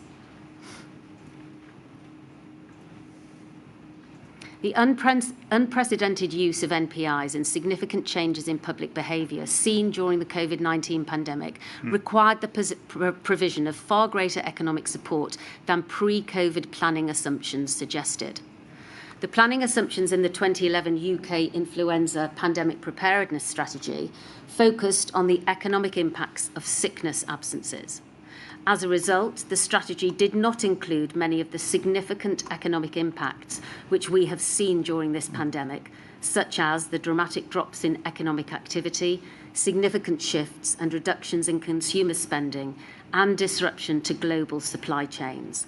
The OBR's Fiscal Risks Report from July 2021, which we've looked at, suggests the United Kingdom's real GDP declined by an unprecedented 9.8% in 2020, and as of September 2021, the NAO estimated the lifetime cost of government spending on COVID-19 will reach £370 billion. Clearly then, in line with recommendation 2.1, our economic risk assessment for pandemics must be updated to include a broader range of impacts, including the significant potential impacts of NPIs and behavioural changes on different sectors of the economy. Do you agree with that conclusion, Mr. Osborne? Well, I do. I absolutely agree with the conclusion. Knowing the brilliant civil servants of the Treasury, I suspect they've already done it for you. There already will be a load of internal assessments of the future effect of, for example, coronavirus variations that don't have vaccines at the moment that are effective, were they to emerge. Yes. But I would make, I guess my sort of, where we started with this was, did the Treasury or indeed any other government part of government, or indeed any other Western government, anticipate that it might require a lockdown that would impact the economy, but as it says here, by a drop of 25% of GDP? No, they didn't. But through the programme we pursued as a government, we created the fiscal space so we could end up spending £370 billion to help people deal with all the adverse effects that the lockdown introduced in terms of their education, the way the criminal justice system worked, and above all, their employment. And we kept people as a country economically in a much better shape than they would have been if we'd not been able to spend that money. And that's because we created the fiscal space. It meant we avoided the banking crisis, and we did that because of the reforms that happened during the period that I was in government and as a result of the determined effort to fix the roof. I'm sure that in subsequent modules, the inquiry will be told whether or not these plans are indeed now in practice. But if that's right, Mr. Osborne, it's a shame that this wasn't done before, isn't it? Well, I'll just point out no one I'm aware of anywhere in the Western world, maybe anywhere in the world, said, you know what governments should prepare for? They should prepare for a coronavirus pandemic that will require us to lock down the entire economy for months on end. Obviously, if someone had said that, then there would be a legitimate question, which is, why aren't you preparing for it? But unfortunately, no one did. And it's, as I say in my own evidence, I of course, dearly wish they had. My lady, that concludes my questioning of this witness. There are no Rule 9 requests by any other court participant. It's now 1 o'clock. Would you like to rise, please? I will indeed. I should come back at 2. Thank you very much indeed, Mr. Osborne, and I'm glad we could complete before lunch. Thank you.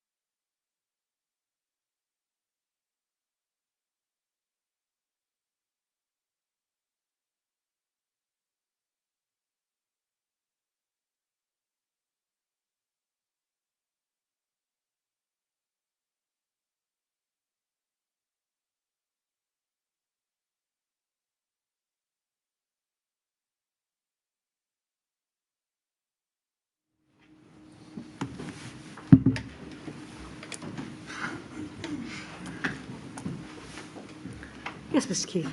Milady, this afternoon we're hearing from Professor Dame Sally Davis, notably the former Chief Medical Officer for England between 2010 and 2019. Please repeat after me.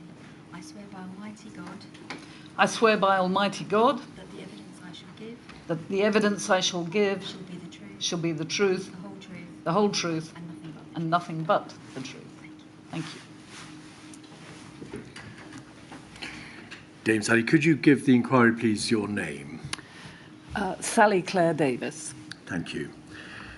Dame Sally, thank you very much for your assistance to the inquiry. You've been provided with a great deal, many documents, and I know a considerable amount of midnight oil has been burnt in preparation.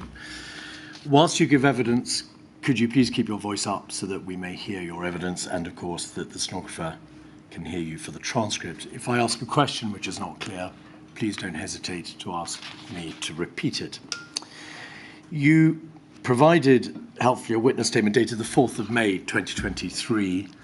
Could we have, please, 184637 and page 14. There is the statement of truth and the declaration dated the 4th of May 2023. My lady, could that be published? Certainly. Dame Sally, you were from 2004 to 2016 the Chief Scientific Advisor to what was then known as the Department of Health, but which became the Department of Health and Social Care, and also Director General for Research in the Department of Health. You were between June 2010 and October 2019 the Chief Medical Officer for England.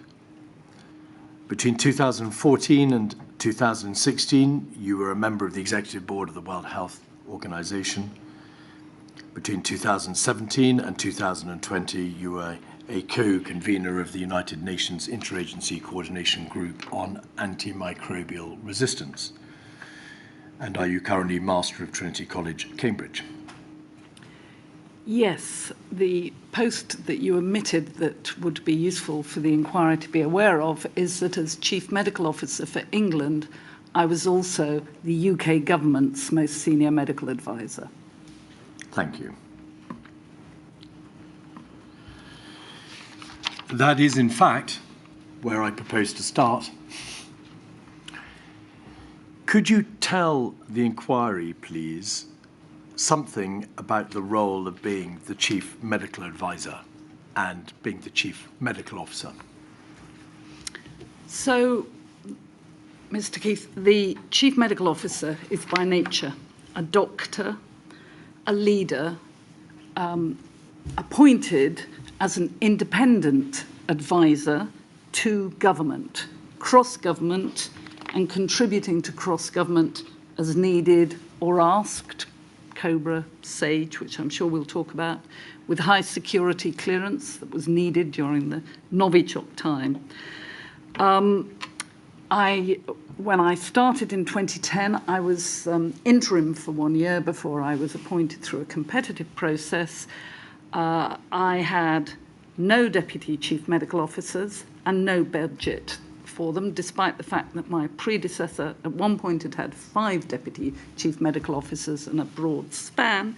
The maximum my office came to was 13 people, including those 2 DCMOs when I got the money and appointed, for instance, I headhunted Jonathan Van Tam, I appointed the present Jenny Harries, the present head of UXA, who is both of whom are superb, as you know. I had a statutory responsibility to write an annual report on the state of the nation's health in whatever way I chose. My predecessor focused on patient safety, and I focused, following my first annual report in 2013, on antimicrobial resistance, AMR, which are superbugs. That's the grand ongoing pandemic, killing across the world 1.2 million every year, the 3rd most important underlying cause of death.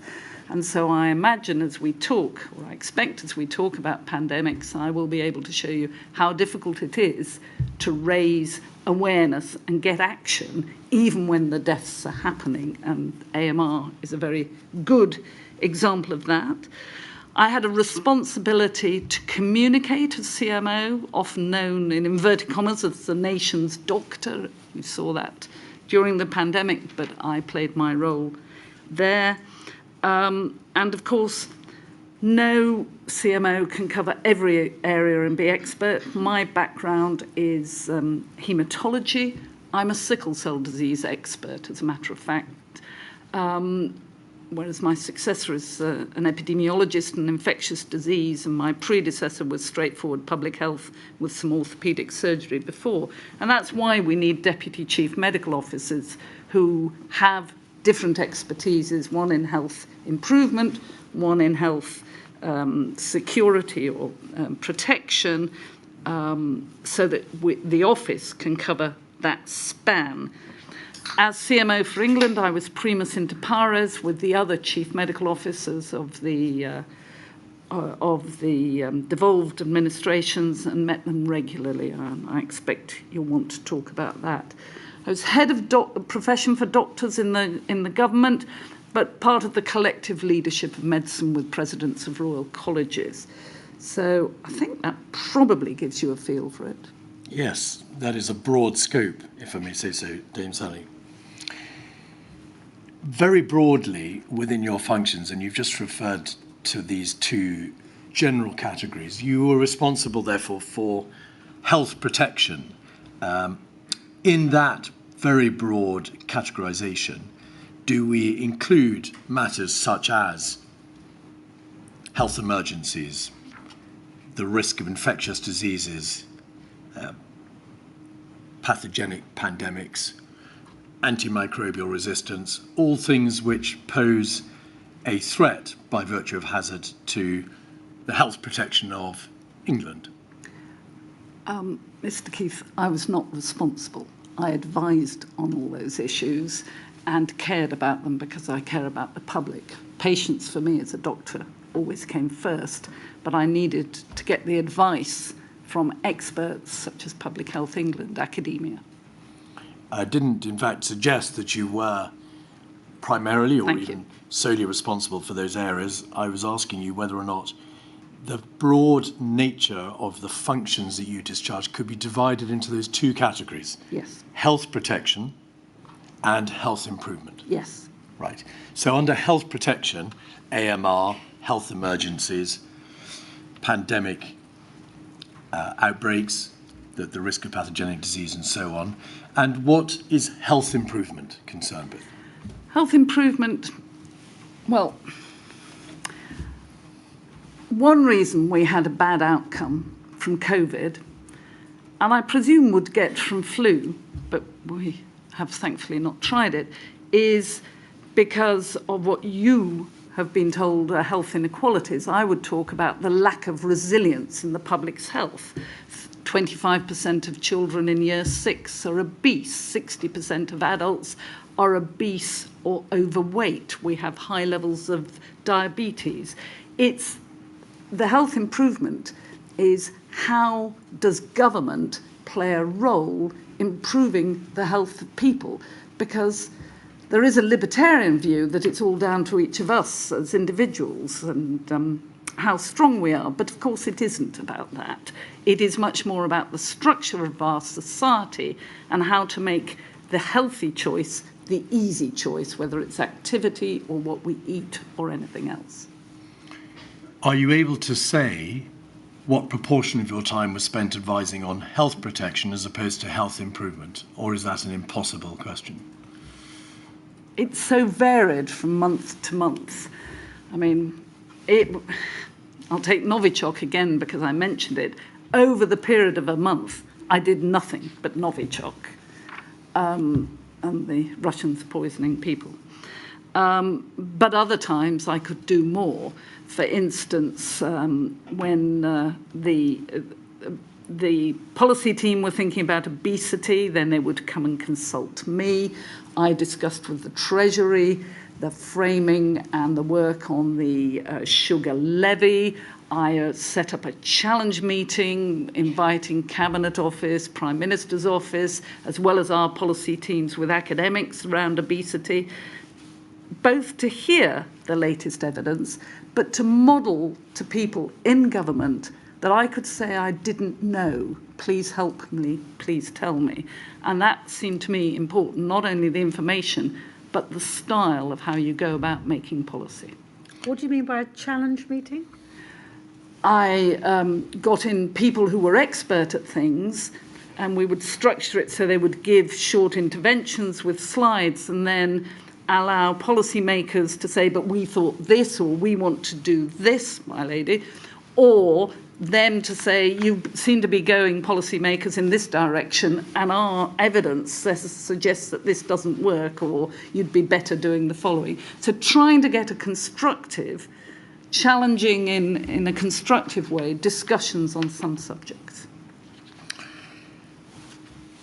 May I now ask you to put the position of Chief Medical Officer structurally into the right place in the overarching nature of the government, by which I mean the CMO does not sit in any government department, but was there any kind of administrative structure around you, an office, for example?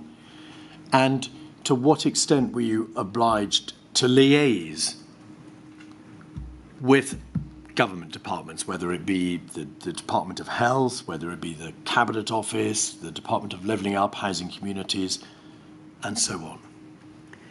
So the Chief Medical Officer sits in the Department of Health, now DHSC, supported by a small team, as I said, only 13 in total, in the Department of Health, working mostly on health with health, but working also with the Cabinet Office, Number 10, and other departments. I did quite a bit of work with DFID and the Foreign Office because of global health. Not only do I care how people live and their health around the world, but our best insurance to nasty things coming here is making sure they don't overwhelm those countries and then move. Before you were Chief Medical Officer, as I summarised earlier, you were Chief Scientific Advisor in the department, what was then the Department of Health. Is the role of Chief Medical Officer equivalent at all to the role of a departmental Chief Scientific Advisor, or does it have a greater degree of independence? Oh, the CMO has, at least as I was, total independence of thought and the ability to advise. The Chief Scientific Advisor is there to advise their department, and in that role I would try and help policy teams and ministers know what the latest science was, or if they'd commissioned something, look at it for some sanity or recommend peer reviewers. Of course, it was me in 2000, I was appointed in 2004 at Director General level, who persuaded government to let me set up the National Institute of Health Research so that we had much more applied research and science, and so that we could develop the infrastructure that then saved many lives of the NIHR managed clinical research networks, which were the networks that ran all the trials that gave us treatments that worked, ran the trials to show whether vaccines worked. So I, as CSA, did most on setting up NIHR and making it effective and deliver for the nation and the nation's health, more than looking inwards.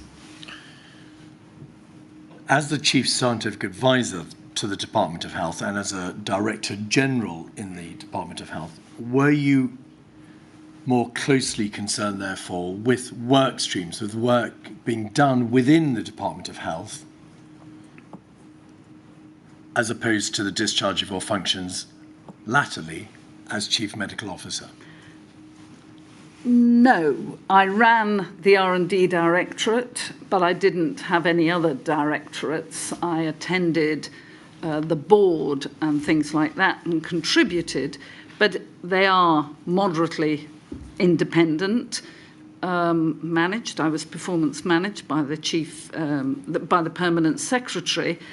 And of course, I think you will have heard something about Haldane, but the whole point of how we commission research in this country is that the politicians can not only set the budget, but decide on big areas they want investment, but they can't decide where the money goes. Indeed, one of my clashes with ministers was when they didn't like a recommendation that I had to clear with them, which had been advised by an international panel, and I had to say, it is your right to overrule me, but if you do, I will resign.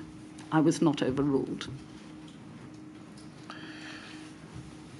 No one in this country could be unfamiliar now with SAGE, the scientific advisory group connected with emergencies. What is the role of the Chief Medical Officer when it comes to SAGE, where SAGE is dealing with a major health emergency?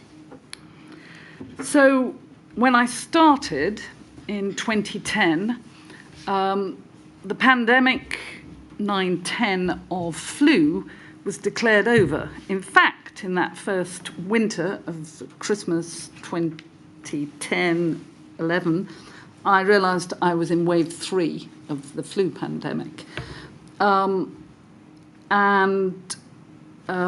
We also reviewed how things had gone in the 9-10 pandemic. And one of the things that came out of it was that the SAGE had been chaired by the government's chief scientific advisor. And though our chief scientific advisor, me at that time, had gone to SAGE, this wasn't a very good way of knitting together all the different bits of advice and trying to make it as effective as it should be. I would sit there and listen in SAGE to people talking about, well, is it safe to transfuse blood or something? And I'd say, but we have an expert committee, SABTO. We have to ask them because they know what they're talking about. So we then discussed it and over the next couple of years came to an agreement that when there was a medical emergency or an emergency with health impact, that the CMO would co-chair. So, in fact, you participated in SAGE in a number of different roles and with a number of hats on, because you were initially a participant in SAGE because you were the Department of Health Chief Scientific Advisor. That was in relation to swine flu, the 2009 pandemic. Then in relation to Ebola, you were on SAGE, or rather pre-SAGE. Yes. Then after that, you participated in the SAGE that was convened to deal with the Novichok poisoning in Salisbury and Amesbury, because by then you were the Chief Medical Officer of England. Correct. And is it part of the role of the Chief Medical Officer to provide technical insight and guidance and, of course, advice to SAGE, as well as chairing it or co-chairing it in the event of a major health emergency? Well, as CMO, I'm quite careful about what I really know and what I don't. So if it came into my personal expertise, I would put it in. But in general, I went to those meetings briefed not only by Public Health England and other experts, but also aware of the situation in the NHS. And so I was there bringing that understanding and a kind of common sense as a doctor who'd worked with patients and the system for many, many years. So to some extent, a clinical view as well. Yes. You've said, Dame Sally, you've reminded us that you're an expert in haematology. Where a CMO co-chairs a health-convened SAGE, may that SAGE call upon not just the assistance, the expertise of the attendants at that particular meeting, so in your case, your haematological experience, but the expertise of everybody at the meeting, but also of a number of other bodies, subcommittees and advisory groups who may be staffed with, by experts in other different fields? I was very strong that we should, where we had an existing expert committee, call on them, and we did. Could we have on the screen 204104? Would you please help us, Dame Sally, with getting our bearings in relation to some of the bodies which gave advice in the field of health emergencies? This is what's now familiarly become known as the spaghetti chart, but it is a schematic representation, Dame Sally, of most, not all, of the bodies concerned in pandemic preparedness and response structures in the United Kingdom and England. This is not the chart relating to Scotland, Wales or Northern Ireland. And it faithfully attempts to recreate the position as at August 2019. It's actually quite difficult to alight upon any particular name in the mass of names and bodies. But towards the top of the page in yellow, you will see COBRA, the Cabinet Office briefing rooms. And underneath that, you will see the Chief Medical Officer England, and that was you at the relevant time. To the right, Government Chief Scientific Advisor. Did the Government Chief Scientific Advisor co-chair SAGE in the event of a health emergency? Yes. And underneath the CMO and the GCSA, we can there see SAGE, Scientific Advisory Group for Emergencies. What were, because we're going to hear a great deal more about them in due course, SPY B to the left and SPY MO to the right? So I should say that it was the government's chief scientific advisor who was the senior chair, because their office provided the secretariat for SAGE and they ran all the other SAGEs. The SPY B was a group that could be set up on behaviour, so trying to advise on how the public might respond to various issues. It arose during the Ebola 14-15 time, when we realised that anthropologists and ethnography were terribly important to the response, and was reconvened thereafter with SAGEs when needed, definitely in COVID. SPY M is the modelling subgroup. O, because during COVID it was active. Out of an emergency, it's just SPY M. It brings together modellers. Here we're talking about infectious diseases, but you can model any emergency, whether it's flooding or anything else, from the relevant departments with academics coming in. And the objective was to bring their different models and come with a consensus agreement to SAGE that then generally the GCSA would take into COBRA the modelling. All right. And when you say SPY MO was active, does that mean it was operational, hence O? Yes. And SPY B is the group in relation to behaviours. Thank you. And therefore SPY B. On the right-hand side of the page, you will see the reference to other government departments, and underneath that box, departmental chief scientific advisors. You've referred already to the government's chief scientific advisor, but did major government departments have their own internal chief scientific advisors? Almost all of them did, and they met weekly with the chief scientific advisors, so it was a broad network. At the top left-hand side of the page, you will see NERVTAG, New and Emerging Respiratory Virus Threats Advisory Group. Was that a body which reported into SAGE when required, but also permanently gave advice on, as it says on the tin, respiratory virus threats? As it says on the tin, yes, new and emerging respiratory threats, not predicting what might appear. They reported into the department, and myself as Chief Medical Officer, we took their advice into SAGE and COBRA. I think you've done really well with this, but it is because, of course, it's a three-dimensional spaghetti mess. Yes. And I would just say that the Office of the Chief Medical Officer supported the Chief Medical Officer and the Deputy Chief Medical Officer. So I would have put them all together. I would have put them kind of much closer to the Department of Health, but not fully in it. And I do want to point out that I worked, as does my successor, very closely with the CMOs in the devolves as well. Yes. Well, there's no direct link, is there, on the chart between chief medical officers for each devolved nation and the Office of the Chief Medical Officer? I think we've got quite a few links, Mr. Keith. Yes, but I can't even three-dimensional. I can't even pray in aid a dotted line. There is no link at all. But it is an important connection, Dame Sally, so you're quite right to point it out. So we can see there, Dame Sally, chief medical officers for each devolved nation, and of course, that includes all the nations. Further down the page, so to the right of chief medical officers for each devolved nation, but above the big blue box in the middle, there is something called the Moral and Ethical Advisory Group, MEAG. Was that also a permanent body which provided advice on moral and ethical matters? No, that was set up much more recently. It may be permanent now, but that was not, as far as I'm aware, present through most of my time. Right. It is permanent, but it wasn't in place. You're quite right in the currency of your throughout the currency of your holding of the post of CMO. And then in the middle, because this is a health emergency, the lead government department is the Department for Health and Social Care.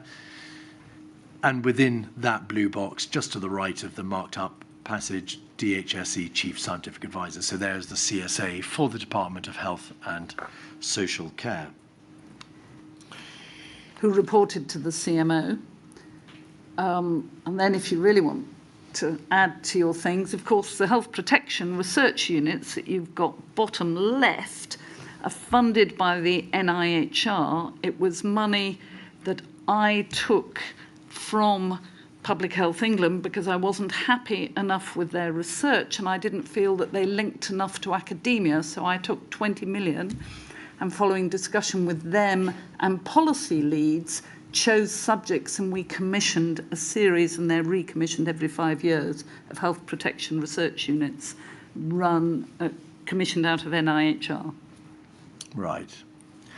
And then just above there, we can see above the words Operational Response Centre, which is a part of the Department of Health and Social Care, which came into existence latterly. You can see Director of Emergency Preparedness and Health Protection. That is one of the major directorates in the Department of Health and Social Care, is it not? Yes. All right. Somewhere on this chart will be Public Health England or the United Kingdom Health Security Agency. Ah, yes. Directly left, below. yes. Thank you very much. My eyes are beginning to cross. Public Health England, DHSC. Could you just very shortly explain what was then the function of Public Health England? Public Health England was a result of the Health and Social Care Act. It brought together the Health Protection Agency and a number of other bodies. I think there were about 70, but essentially bringing together both health protection and health improvement, both as an advisory body on policy and issues, but particularly as a delivery body for public health. They had responsibility for assisting local authorities in appointing their directors of public health in local authorities, and they played a major role in pandemics and health exercises. And Dame Sally, is it Public Health England that was subsequently abolished and its functions divided between the United Kingdom Health Security Agency, to which you've already referred, and a number of other bodies, including the DHSC, NHS, and regional health authorities? All right. And then finally on this chart, towards the right-hand side of the page, up against the departmental chief scientific advisors and all the government departments thereunder, we can see three groups in faint yellow: the UK Zoonosis, Animal Diseases and Infections Group, the Advisory Committee on Dangerous Pathogens, ACDP, and HARES, the Human Animal Infections and Risk Surveillance Group. Do they all, broadly speaking, do what they say on the tin? Yes. Dame Sally, forgive the comment, but some of us may get the impression occasionally that there's change for change's sake in names of different groups or bodies. What was the rationale between bringing together health protection and with Public Health England and then separating it again with other bodies? I mean, why? My lady, they were both political decisions. There is a rationale for putting all of the public's health together because then you have a critical mass and things like data collection and processing, all sorts of things can inform each other. And our public health specialty, as they train, has three pillars, I imagine they call them, that they train in. One is health protection, one's health improvement, one's health services. So people could move between them. So Jenny Harries was doing health protection in Public Health England. I appointed her as my deputy on health improvement. And as a regional director of public health, she was rather good. She managed both. So they were trained in all of them. So that was it. I presume that the splitting again, going back to what was there before Public Health England, was an effort to really have a not just a focus, but a grip on response for emergencies. Thank you. Finally, I think I may have said finally already, but finally, there's an important part of the public health structure, which is reflected in this chart, which is the local directors of public health towards the bottom of the page in the middle below NHS England. Who are directors of public health? They are a community of some wonderful people who are either doctors or specialists in public health, and they have trained in those three areas that I've talked about. Many of them are epidemiologists, and they are situated in local authorities. This was a change that was brought in the 2012 Act. It's reminiscent of the middle of the last century, when public health was a local issue and public health directors were the local medical officers, and they looked after outbreaks and food health safety and things there. So it sounds a really good idea, but of course the government gave budgets with them to local authorities, and they were very vulnerable, and they ended up cut. So I think they have found it a very difficult role. You referred to the 2012 Act.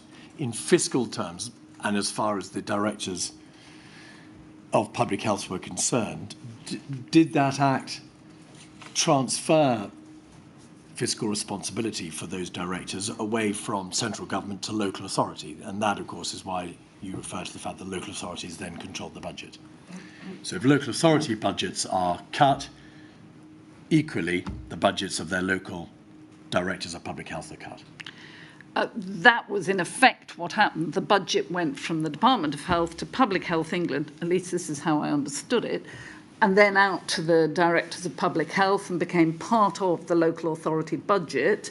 Public Health England collected the data and accounted for it, but it was cut by local authorities when they needed saving. Given what you said earlier about the important functions of the CMO, including health improvement, as well as public health, to what extent does the CMO, England and Scotland and Wales and Northern Ireland, collaborate with and engage with local directors of public health? So the structures were different in the other devolves, and they had roles within the NHS, in their NHSs, which I didn't. I met at least once a year with Directors of Public Health by sharing a conference with the Association of Directors of Public Health. I met the president or chair of the Association of Directors of Public Health more often. I tried some phone-ins, but not many people phoned in. So if I met them, they said, "Oh, so I face very similar issues to you," because I would talk about how you have to try and persuade politicians to put money into things or to recognise the importance of a policy.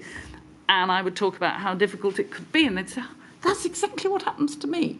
So we had similar jobs, but I didn't have a strong relationship.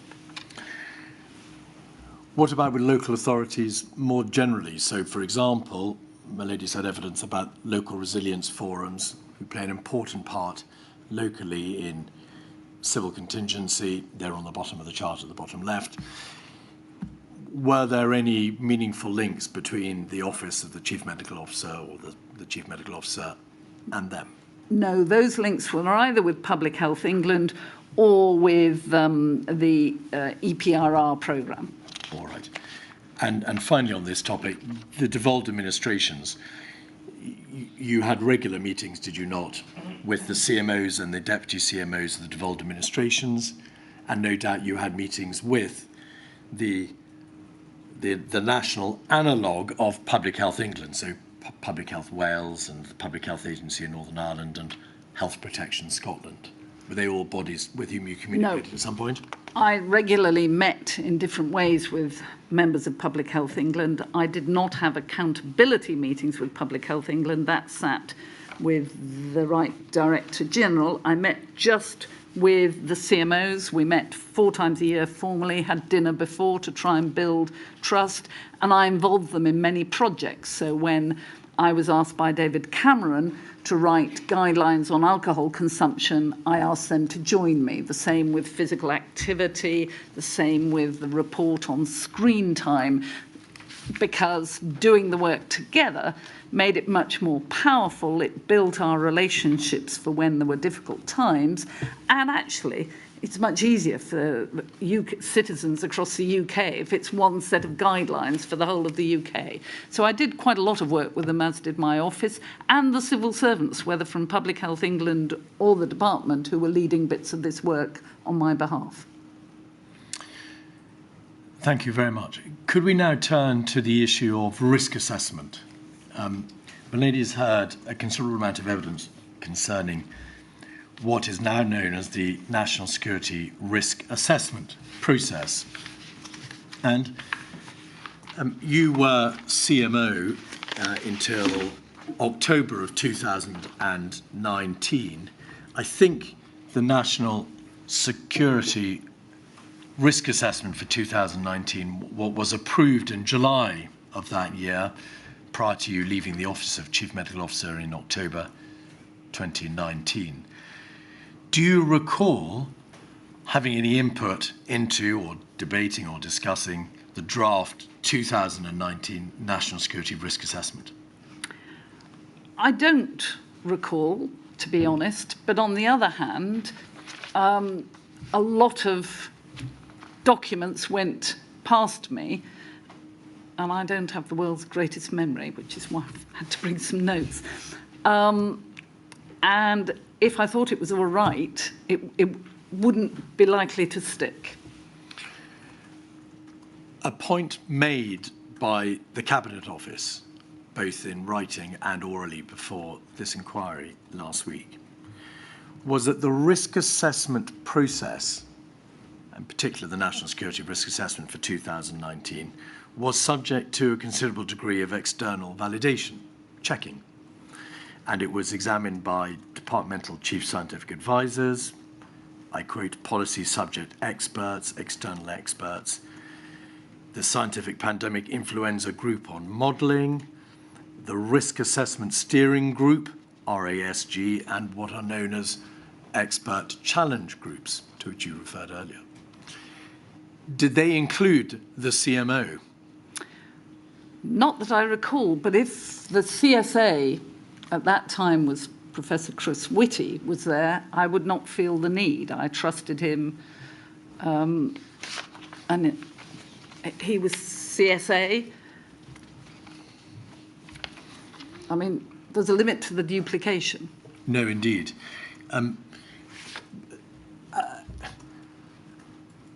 The Chief Medical Officer, of course, after you, as you said, is an expert in epidemiology.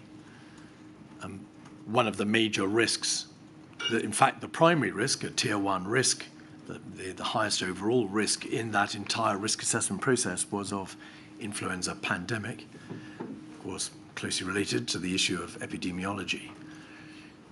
Do you think there was a case for involving, or maybe now involving, the Office of the Chief Medical Officer in that risk assessment process in order to ask the right questions, to challenge and to probe?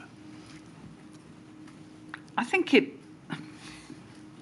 does depend on who is the CSA and who is the CMO. I would be surprised if I could second-guess Chris Whitty. I do know that I made sure that antimicrobial resistance stayed on the list because I've had such trouble trying to raise awareness of this. In your witness statement, you express your belief that the UK's preparations for a pandemic of influenza reflected a long-standing bias in our preparations in favour of influenza and diseases that had already occurred, with, we now know, an underestimation of the impact of novel and particularly zoonotic disease. Part of that underestimation, or an explanation for that underestimation, may in part be found in that risk assessment process, which focused on pandemic influenza, as you know, and arguably failed to give sufficient attention to the risks of other pandemic pathogens and of their varying characteristics, which may include different incubation periods, asymptomatic transmission, higher transmissions, greater severity, and so on. You're familiar with the issues. Why do you think that long-standing bias occurred and or was allowed to continue? So I've said previously something about groupthink, and there was groupthink, but it wasn't just us. This was the whole global north, the Western world, thought that flu was the thing to focus on. And let me be quite clear. We've had, in just over a century, 4 flu pandemics. We will have more. It's only a question of when. So for me, the issue is not, should we not prepare for flu? We must prepare for flu. The question is what else we do over and above that.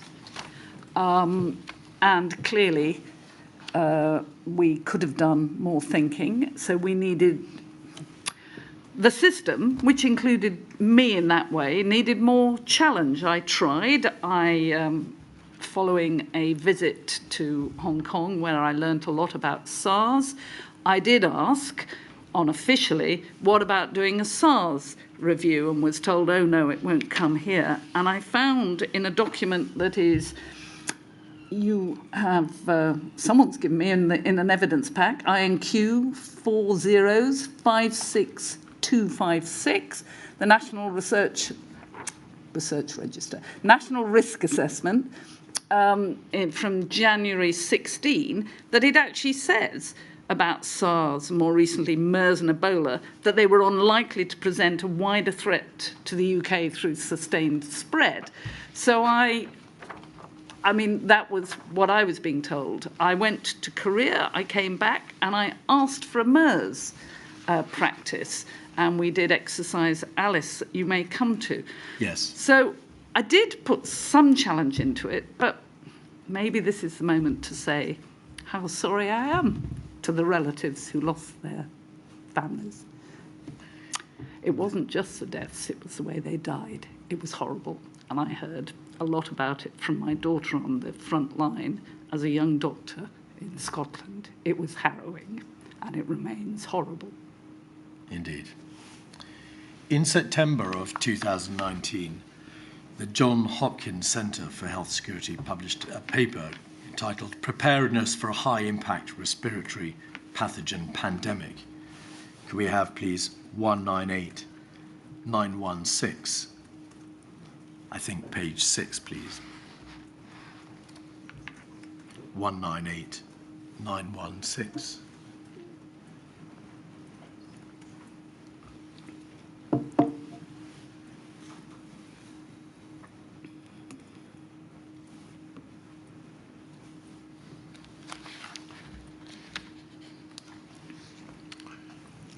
The report examined from a well-known, renowned body the current state of preparedness just on the eve of the pandemic for pandemics caused by high-impact respiratory pathogens, that is, pathogens with the potential for widespread transmission and high observed mortality.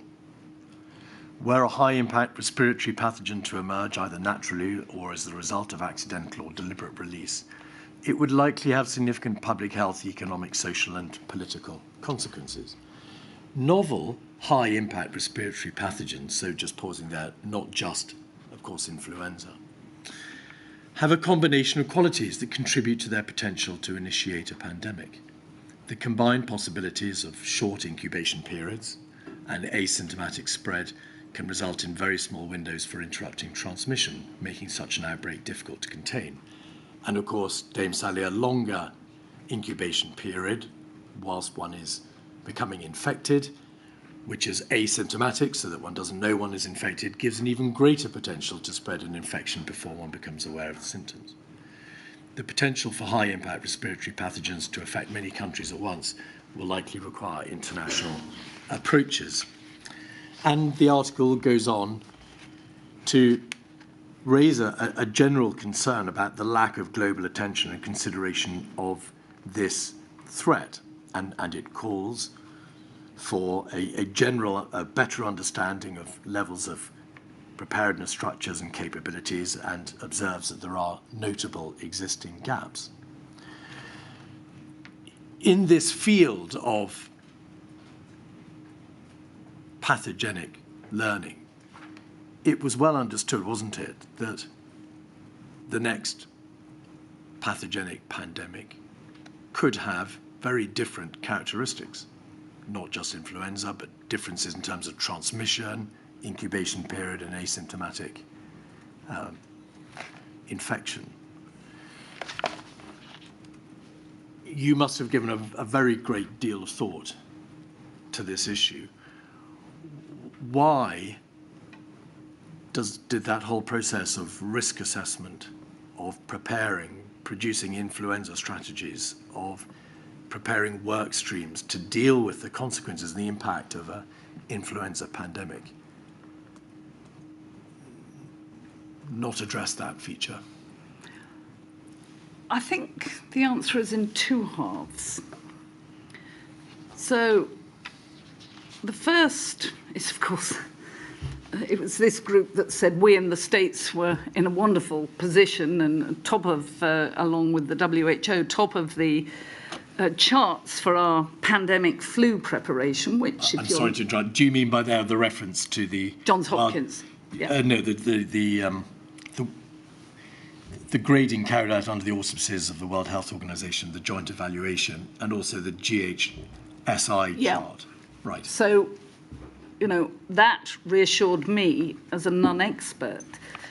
But part of the answer is that, first of all, I believe that if we prepared well for flu, we should be able to pivot pretty effectively. And we can't prepare for everything. Meanwhile, we did a lot of learning as we went. So after 9/10, there was the Hein Review and that 2011 pandemic plan I came into. My role was to consult on it, to consult widely. And no one said, oh, you've got it wrong. We were hoping to update it, or at least the department was intending to in about 2014, but then Ebola came. But we learnt during Ebola about things the Public Health England, on behalf of government, put in place screening at the airport, looked at and modelled quarantining in a hotel and some other facility, which didn't sound very nice. But they did do pieces of work that I knew we could call on. I knew that during Ebola, because we would inevitably import some cases, that because of the pressure I put on the NHS, they had to make sure they not only in 2015 had reliable PPE, but I was assured by their chief medical director that they had been trained to use that effectively. So I went forward believing that we had quite a bit of the other things that we might need in place. Public Health England was advising on the PPE stockpile. The second part of the answer is yes, we did not have, the government didn't do the plans, but we didn't have resilience either. And as I said earlier, you can't get a good outcome if you don't have resilience in the public's health, resilience in the public health system. It had been disinvested in, nurses, number of beds, number of ITUs, number of respirators, ventilators. We needed resilience in social care, that was clearly missing. Resilience in the life sciences, about manufacturing, we didn't have that. The only thing we had resilience in, and I'm very proud of, and it did save millions of lives across the world, was R&D. But if we don't build those, no plan will work. Dame Sally, could you just explain what you mean by R&D? Do you mean the clinical expertise, the scientific and research base in the United Kingdom? So following Ebola, led by Oliver Letwin, some considerable amount of money, more than 400 million official development assistance was made available, and we set up, I think it was 110 million, the vaccines network to look at what we could do, and I chaired the first meeting, then Chris Whitty took over, to help prepare for infections that didn't have vaccines that might occur in low and middle income countries and might spill over.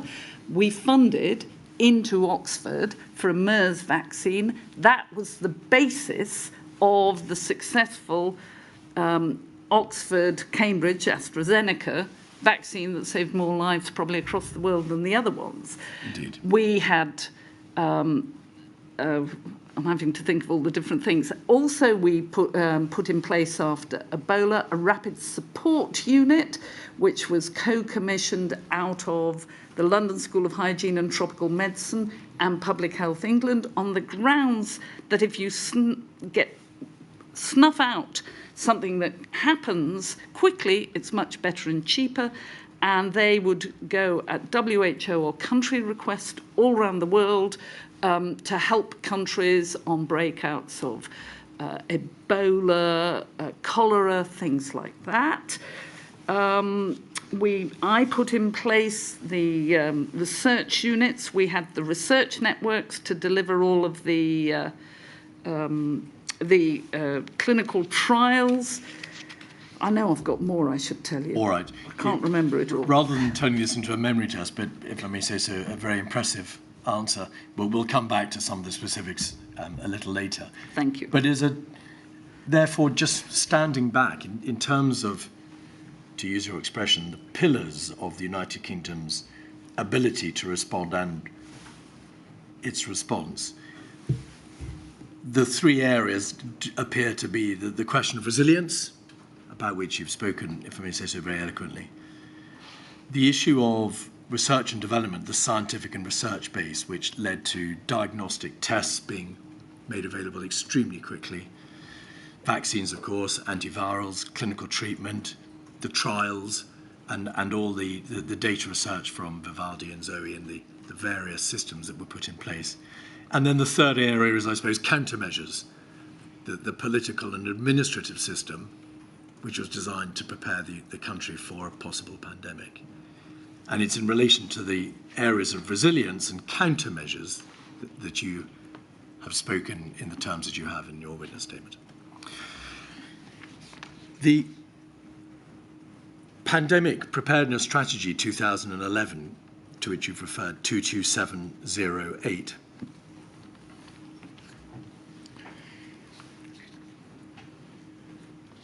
Dame Sally, I dare say that when the strategy came to you for your review, you said you had an input into it. Of course, it called itself the Influenza Pandemic Strategy. So I don't suppose anybody was thinking about what other pandemics this strategy document should be designed to address. I was not. It was the beginning of my period. I had a lot to learn. Page 15 says this.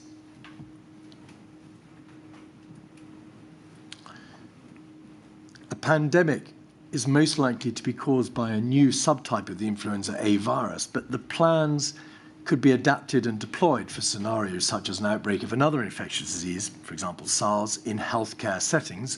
I pause there. In healthcare settings because SARS wasn't generally understood to be something that was capable of spreading beyond healthcare settings, with an altogether different pattern of infectivity. Is that the same point that you made earlier, which is that you understood that the strategy was to have a plan for influenza, which could then be adapted for the purposes of a non-influenza pandemic? This was written by my predecessor, who knew much more about this than me. I mean, looking at it now, I still think that some of the plan was very useful and can be very useful, but there was more we should have done. Do you recall any debate when you were the Chief Medical Officer on the need to update this single, there was no other strategy for influenza pandemic, this single strategy, or to produce a strategy document relating to non-influenza pandemics? No, but I suppose in a way that's why I wanted, practices, because do you need something else written and long? What you need is the people who will be involved to learn lessons and know how to put it into practice. So I asked, after the German outbreak of E. coli, where a number of children died, that we should do an E. coli exercise. I asked about SARS. I initiated by asking for it the MERS one.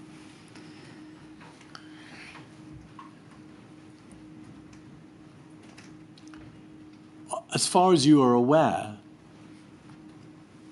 did anybody stand up and say, well, that this strategy is solely reliant upon a pandemic influenza?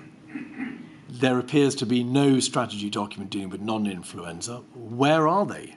Where is that document? I can remember no one saying that to me. I think I would remember that.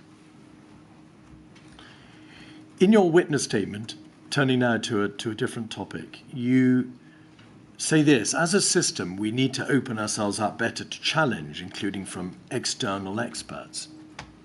And you will know from your comprehensive review of the documentation that the Department of Health and Social Security, after the COVID pandemic, acknowledges that the department would have benefited from a fuller understanding of the response by Asian countries.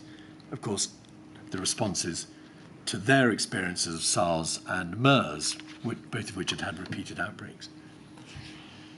Can you assist the inquiry, please, as to, again, you must have given this a great deal of thought, as to how we can better learn from the experience of other countries, other systems, and perhaps overseas experts, because that appears to have been missing in the system at the time.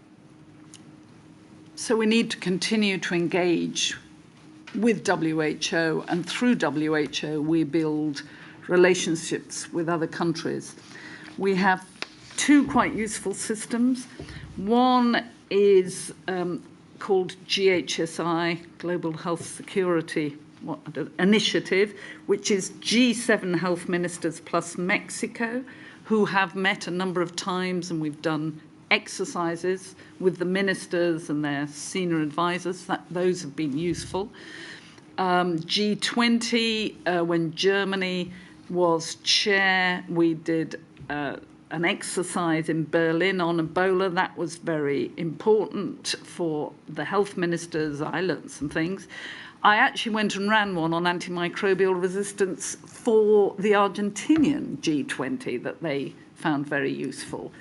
But I also think we need to look at how we bring in external challenge. And it is something about an open policy approach, which I was clearly made for, in that I love to have a debate and see if someone can best me and make me change my mind. Do they? Occasionally. Yes.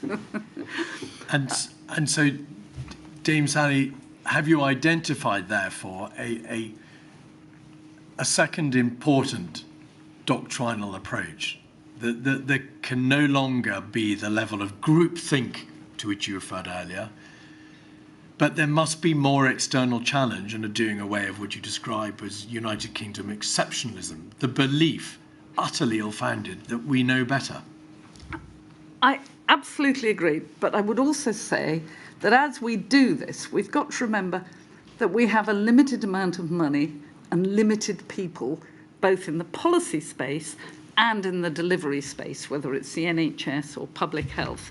And so we also have to, while listening with respect to some of our academic colleagues who come up with things and say, yes, but what is the risk of that happening? Is that something that we need to do a special plan for, or can we amend a plan? I mean, it's clear that no one thought about lockdown. I still think we should have locked down the first time, though a week earlier. But during that, we should have thought, do we need to further? The damage I now see to children and students from COVID and the educational impact tells me that education has a terrific amount of work to do. We have damaged a generation, and it is awful as head of a college in Cambridge watching these young people struggle. And I know in the preschool they haven't learned how to socialise and play properly, they haven't learned how to read at school. We must have plans for those. Well, they, Dame Sally, of course, are all terrible consequences from the lockdown itself. But for the purposes of this module, the position was, wasn't it, that the possibility of a lockdown itself was neither foreseen nor planned for. That is the reality, isn't it? And it was true. That failure in the context of planning for a pandemic that is one of the more notable failures in this strategic planning. Yeah, all right. I'm sorry we didn't plan for that. I think I would prefer to have planned to not get us to that stage, but we didn't recognise that something could get to that stage, and then how would we manage it? Another thing, which I would say we didn't plan for, was flu has peaks that go for 12 to 16 weeks. We never planned for something that was unremitting for a couple of years. And may not have gone away yet. We could have some more mutations. The risk assessment document to which you referred talks only in terms of a 15-week wave. And the impact of that on both the public but the front lines. We had to think about how we should both scale effectively, but then maintain that response. And while I'm on it, we should, as a government, have, well, I'm not government, but I wish that someone had looked at logistics and thought about logistics and supply chains and data better. Maybe we come back to that in the context of some of the recommendations from Alice and Cygnus, which, of course, deal with that. You referred a few moments ago to the failure to think more about how to prevent. Is that a reference to perhaps a further doctrinal error or strategic error, which was the focus on trying to deal with the assumed catastrophic consequences of an emergency as opposed to trying to prevent those catastrophic consequences from occurring in the first place. What did you mean by that? Yes, that was what I was referring to. That we worked on response, and I do not remember a conversation about, so how do we stop it getting here? In part because the international health regulations of the WHO, to which almost every country signed up to, say that when a pandemic kicks off, you do not close the borders. But I did learn during Ebola some important lessons. So the government, David Cameron, wanted to look at closing borders. Public Health England said it wasn't cost effective. And what I learnt was there are times when you have to do things that may not look cost effective because the nation needs them.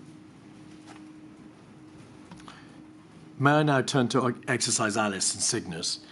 You will be, of course, very familiar with both exercises, not least because the evidence before the inquiry says that exercise Alice was prompted by a request from you personally. And it was a tabletop exercise conducted in February of 2016 in London to deal with the assumed large-scale outbreak of MERS coronavirus. And it was a very significant exercise, was it not? Yes. The objectives of the exercise were to plainly observe and confirm the health capabilities and capacities of our country, to explore and report upon the communications and the control mechanisms as to how this emergency would be dealt with, and also public messaging and contact tracing and so on and so forth. But two very important parts of Exercise Alice and the report dealt with the possible need, I emphasise possible need, for mass contact tracing if MERS, the assumed exercise, were to get out of control and not just be confined to health settings. And also the possible need for large-scale quarantining, again, if the virus were to get out of control and were to overwhelm the relatively small systems for dealing with high-consequence infectious diseases, which are basically run by Public Health England and specialists who go in and sort out the problem. Can you recall now why the work streams that were designed to give effect to the Exercise Alice recommendations, particularly in relation to quarantining and mass contact tracing, don't appear to have borne fruit? No, I instigated it. I felt we needed it. If you look at the report, you'll see it was published, written by Public Health England. My understanding was, having written the report, which of course I saw, I participated and saw that they would get on and make sure that they addressed the agreed recommendations. It wasn't me saying, I think you should do this. No, it was the report. Yeah, from them. So, looking back, does it appear to be the case that the system, for which, of course, you're not personally responsible, but the system failed to ensure that within a reasonable amount of time, practically the recommendations of Exercise Alice were put into place, that plans were drawn up along the lines of those recommendations? I would have expected them to be. It appears they weren't.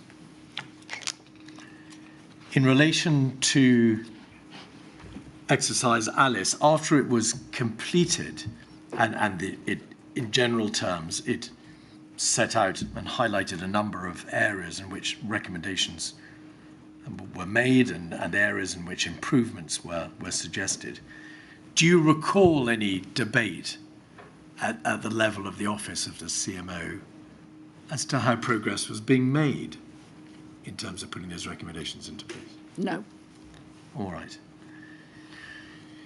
I mean, you must understand, I was terrifically hard worked and actually spent rather a lot of time on another health emergency, the antimicrobial resistance pandemic.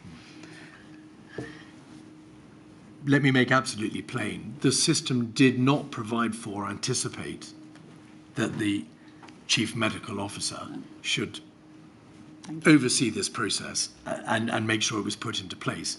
I'm merely inquiring as to whether or not the system happened to provide for the CMO to be told of progress and what was happening. I don't recall it. Jeremy Hunt, in his witness statement, and we'll be hearing from Mr. Hunt tomorrow, says he was not involved in exercise Alice, and neither the department, that's the Department of Health and Social Care, nor the chief medical officer believe any recommendations from the exercise reached his desk, which rather suggests that he's asked you or he's made some inquiries as to whether or not you knew that the recommendations had not reached his desk. So I developed a trusting relationship with that particular Secretary of State and felt that I should get on with my work and go to him when I needed to. I asked for this. There were good recommendations. I don't think I did take it to him because it seemed to me the work was done. He was busy. He didn't need to worry about it. And you could sensibly presume that the system would be in place to ensure the recommendations were acted upon and the steps were taken. Exercise Cygnus was an even bigger exercise, was it not? It was a Tier 1 national level pandemic influenza exercise in October of the same year with near on 1,000 representatives. And it was designed to test the United Kingdom's preparedness and response to a pandemic influenza outbreak commissioned by the Department of Health and commissioned, I think, at a stage when you would by then have ceased being the chief scientific advisor in the Department of Health. Yep. I say this advisedly. You were merely at that stage just the CMO, but you weren't directly engaged within the Department of Health. To what extent were you aware of the outcome of Exercise Cygnus? I was not party to the work in 2014, and in August there was a one-day exercise Cygnet that set up Cygnus. Yes. Cygnus itself went for 3 days in October. I was part of that in receiving both briefings, briefing the Secretary of State and going to the mock Cobras and commenting and advising. The report makes plain that you yourself had called for more regular programmes of Tier 1 pandemic flu exercises. Yes. Is that correct? Along with the Permanent Secretary who agreed with me. And it was your position, and you publicly stated it, that it was essential to build on the learnings from Exercise Cygnus to ensure continuity in the country's preparedness. And you suggested that in future, Tier 1 pandemic flu exercises be conducted coinciding with the beginning of every new parliament, which would ensure regular and significant exercises. Yes. Do you know what came of your public and consistent recommendation to that effect? No, but we probably aren't in the new parliament and COVID came, but I don't. The conclusion from Exercise Cygnus, and Milady has heard this conclusion stated a number of times, is that the United Kingdom's preparedness and response in terms of its plans, policies and capability were not sufficient to cope with the extreme demands of a severe pandemic that would have a United Kingdom-wide impact. This was an exercise which, at least indirectly, you had called for, which you promoted and you supported, and you wanted such exercises to take place more regularly. Were you extremely concerned by that conclusion, the conclusion of the process to which you had lent your support? I thought it was a correct conclusion, and I hoped that it would spur more work. It did set off some streams of work. that I was concerned about. One being how, if our NHS is overwhelmed, should we triage the work? And that piece of work went through, and it was in fact that which precipitated or pushed for the need to have a medical and ethical group that you referred to earlier. Another piece was, as we worked through it and things were clearly out of control, somebody representing a minister or someone would say, well, we could take emergency powers for, and I highlighted that we should work out what were all these possible emergency powers and draft a draft act so that we were prepared, and over the next 2 years that was worked on. So I had feedback occasionally from the civil services contingency on how that was progressing very slowly, and the triage work from the NHS, which I saw through to a conclusion and shared with ministers. The other work I was not particularly party to. And is that because, Dame Sally, the Chief Medical Officer was not expected and in no way expected to be able to supervise the outcome of the recommendations and whether they were implemented, let alone the work streams which were designed to give effect to those recommendations. So some of the work streams came across your desk because they happened to be within the reach of the CMO. So, for example, one was drafting a bill called the Draft Pandemic Bill, to deal with providing the necessary regulatory powers for a pandemic, although in the event, as we all know, the lockdown regulations in the main were promulgated under earlier public health legislation dating back to 1964. A second work stream was dealing with the medical and ethical consequences flowing from the terrible decisions of hospitals to have to triage patients. A third work stream was dealing with surge capacity. A fourth was dealing with the impact on prisons. Were you aware that of the 22 or so recommendations, only, I think, a bare majority were actually completed or in part completed? No, I wasn't. But the CMO has strength by being advisory and independent, so there is a limit to what that office can do when only 13 people. The Chief Scientific Advisor has 100 people. Thank you. Would you give me one moment?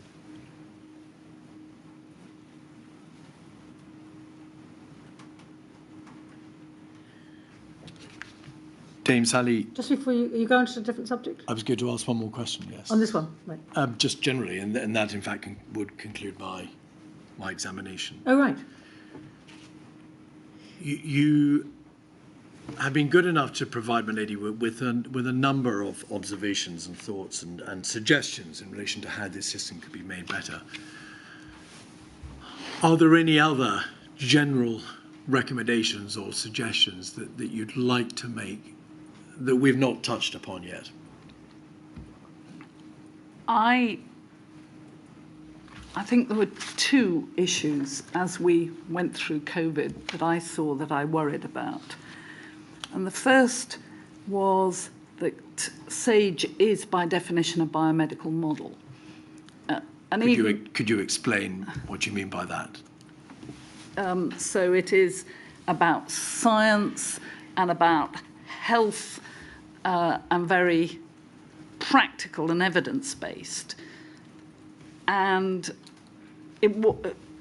where the behaviour groups by B came in on behaviour, which is much more societal, which is where I'm going, they just opined, based on no evidence, that the public wouldn't like lockdowns, so they wouldn't do it. There was no evidence. And what they should have said was, there is no evidence you will want to consider. And it seemed to me that sitting outside it all, which gives you some advantages in thinking and challenging, of course, that what we needed to do was balance the biomedical model with the economic and social, that ministers and government need to be presented not only with the biomedical advice, but also what's the impact on the economy, on the social cohesion of our community, and on education. And so we needed, as a nation, a second group advising on all of that. And I wondered whether you would use, just as we have the chief scientific advisor, perhaps the chief economist from the Treasury and the Bank of England to bring in education, well-being, and all of those things. Because I don't think we, as a nation, consider those issues effectively. The other very big concern I had as we went through this was data and how it was handled to help the nation do better.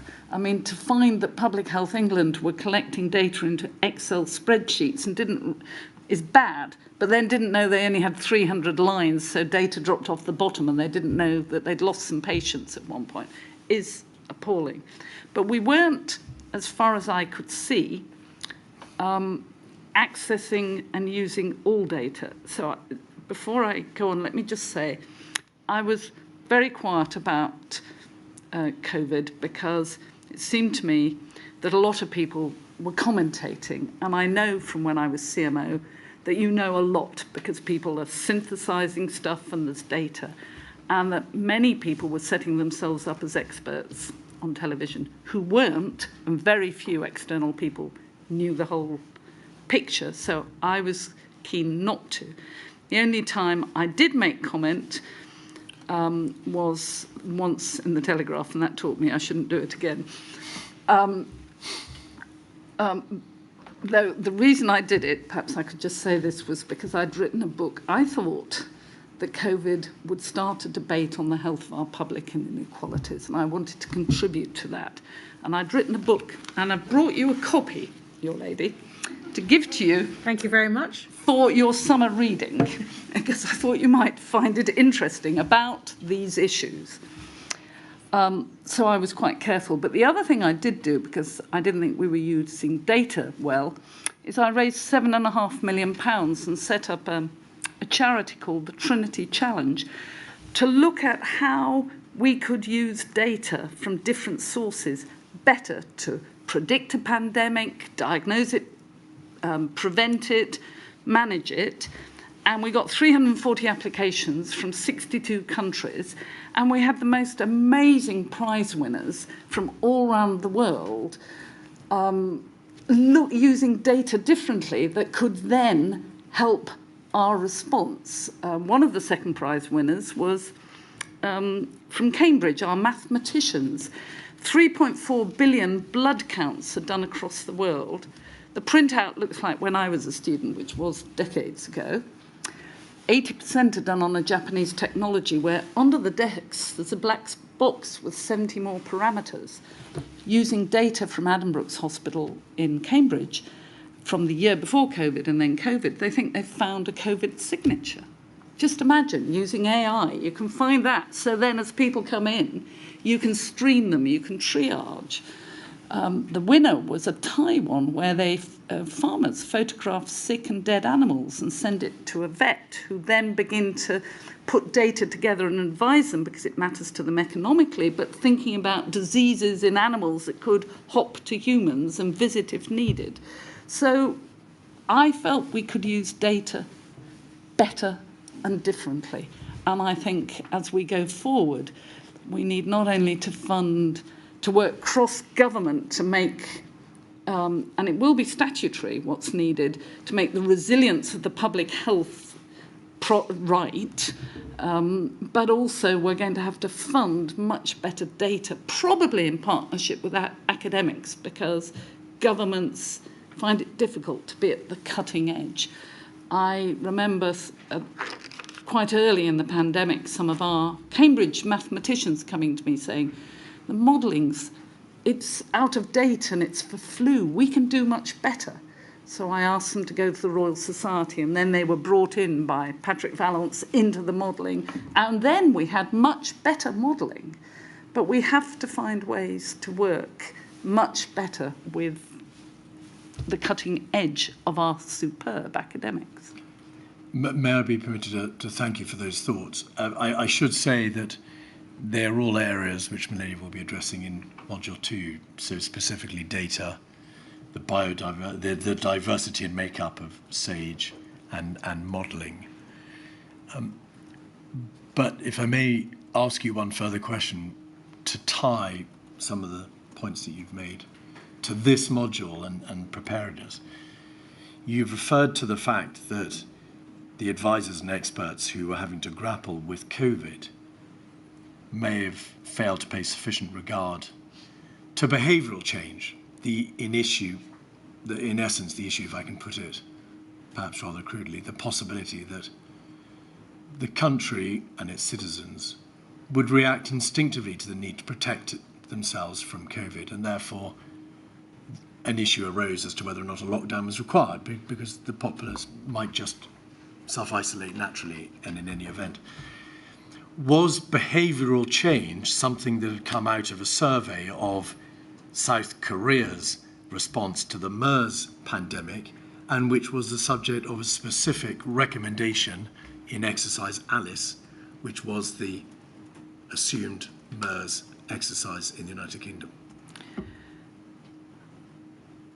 I don't think I know what you're getting at. What I would say is came out of both SARS and MERS in Asia was the desire, when there's a respiratory risk, to wear a mask. And WHO would not recommend masks because there were no randomised controlled trials.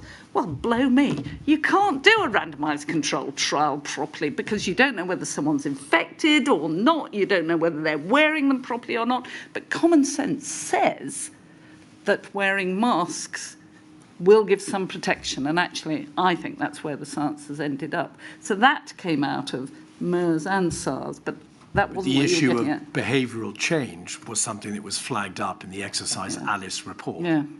But very little appears to be done in relation to taking that thought or that work stream, to use a word beloved of the bureaucracy, further thereafter.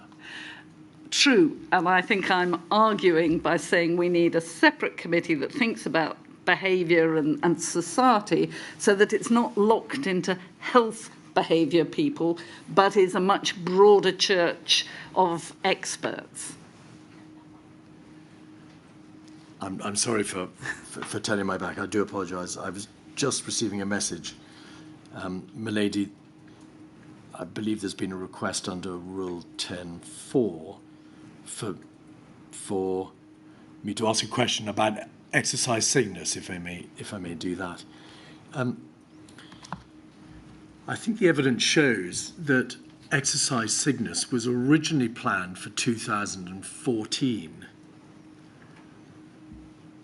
but was delayed for a number of reasons. Can you recall why the carrying out of exercise Cygnus was delayed? Well, 14-15 was when we had Ebola, wasn't it? 14 to 16 was when Ebola was in West Africa. We mobilised, we were asked by the Sierra Leone government to lead or to support them in their response. They had many cases, many deaths. We mobilised a hospital ship. We mobilised military on the ground to build hospitals and diagnosis and treatment centres. We sent NHS staff. I mean, we learnt a lot, but it delayed the exercise. Was there also not a strike by junior doctors around about the same time, which impacted upon the operational date of the exercise? That would not, as far as I'm concerned, have impacted doing an exercise, but I think they were contemporary. Well, Lady, those are all the questions that I have for Dame Sally. Thank you very much. Thank you very much indeed, Sally. I'm very grateful, and I shall read your book. Summer reading, you said, rather than bedtime reading. Yes. Thank you very much indeed for your help and for your work. Thank you. Milady, that concludes the evidence for today. Very good. Apologies, stenographer, for going on over the hour and a quarter. Hope she'll forgive us. Very well. 10 o'clock tomorrow morning. Please. Thank you.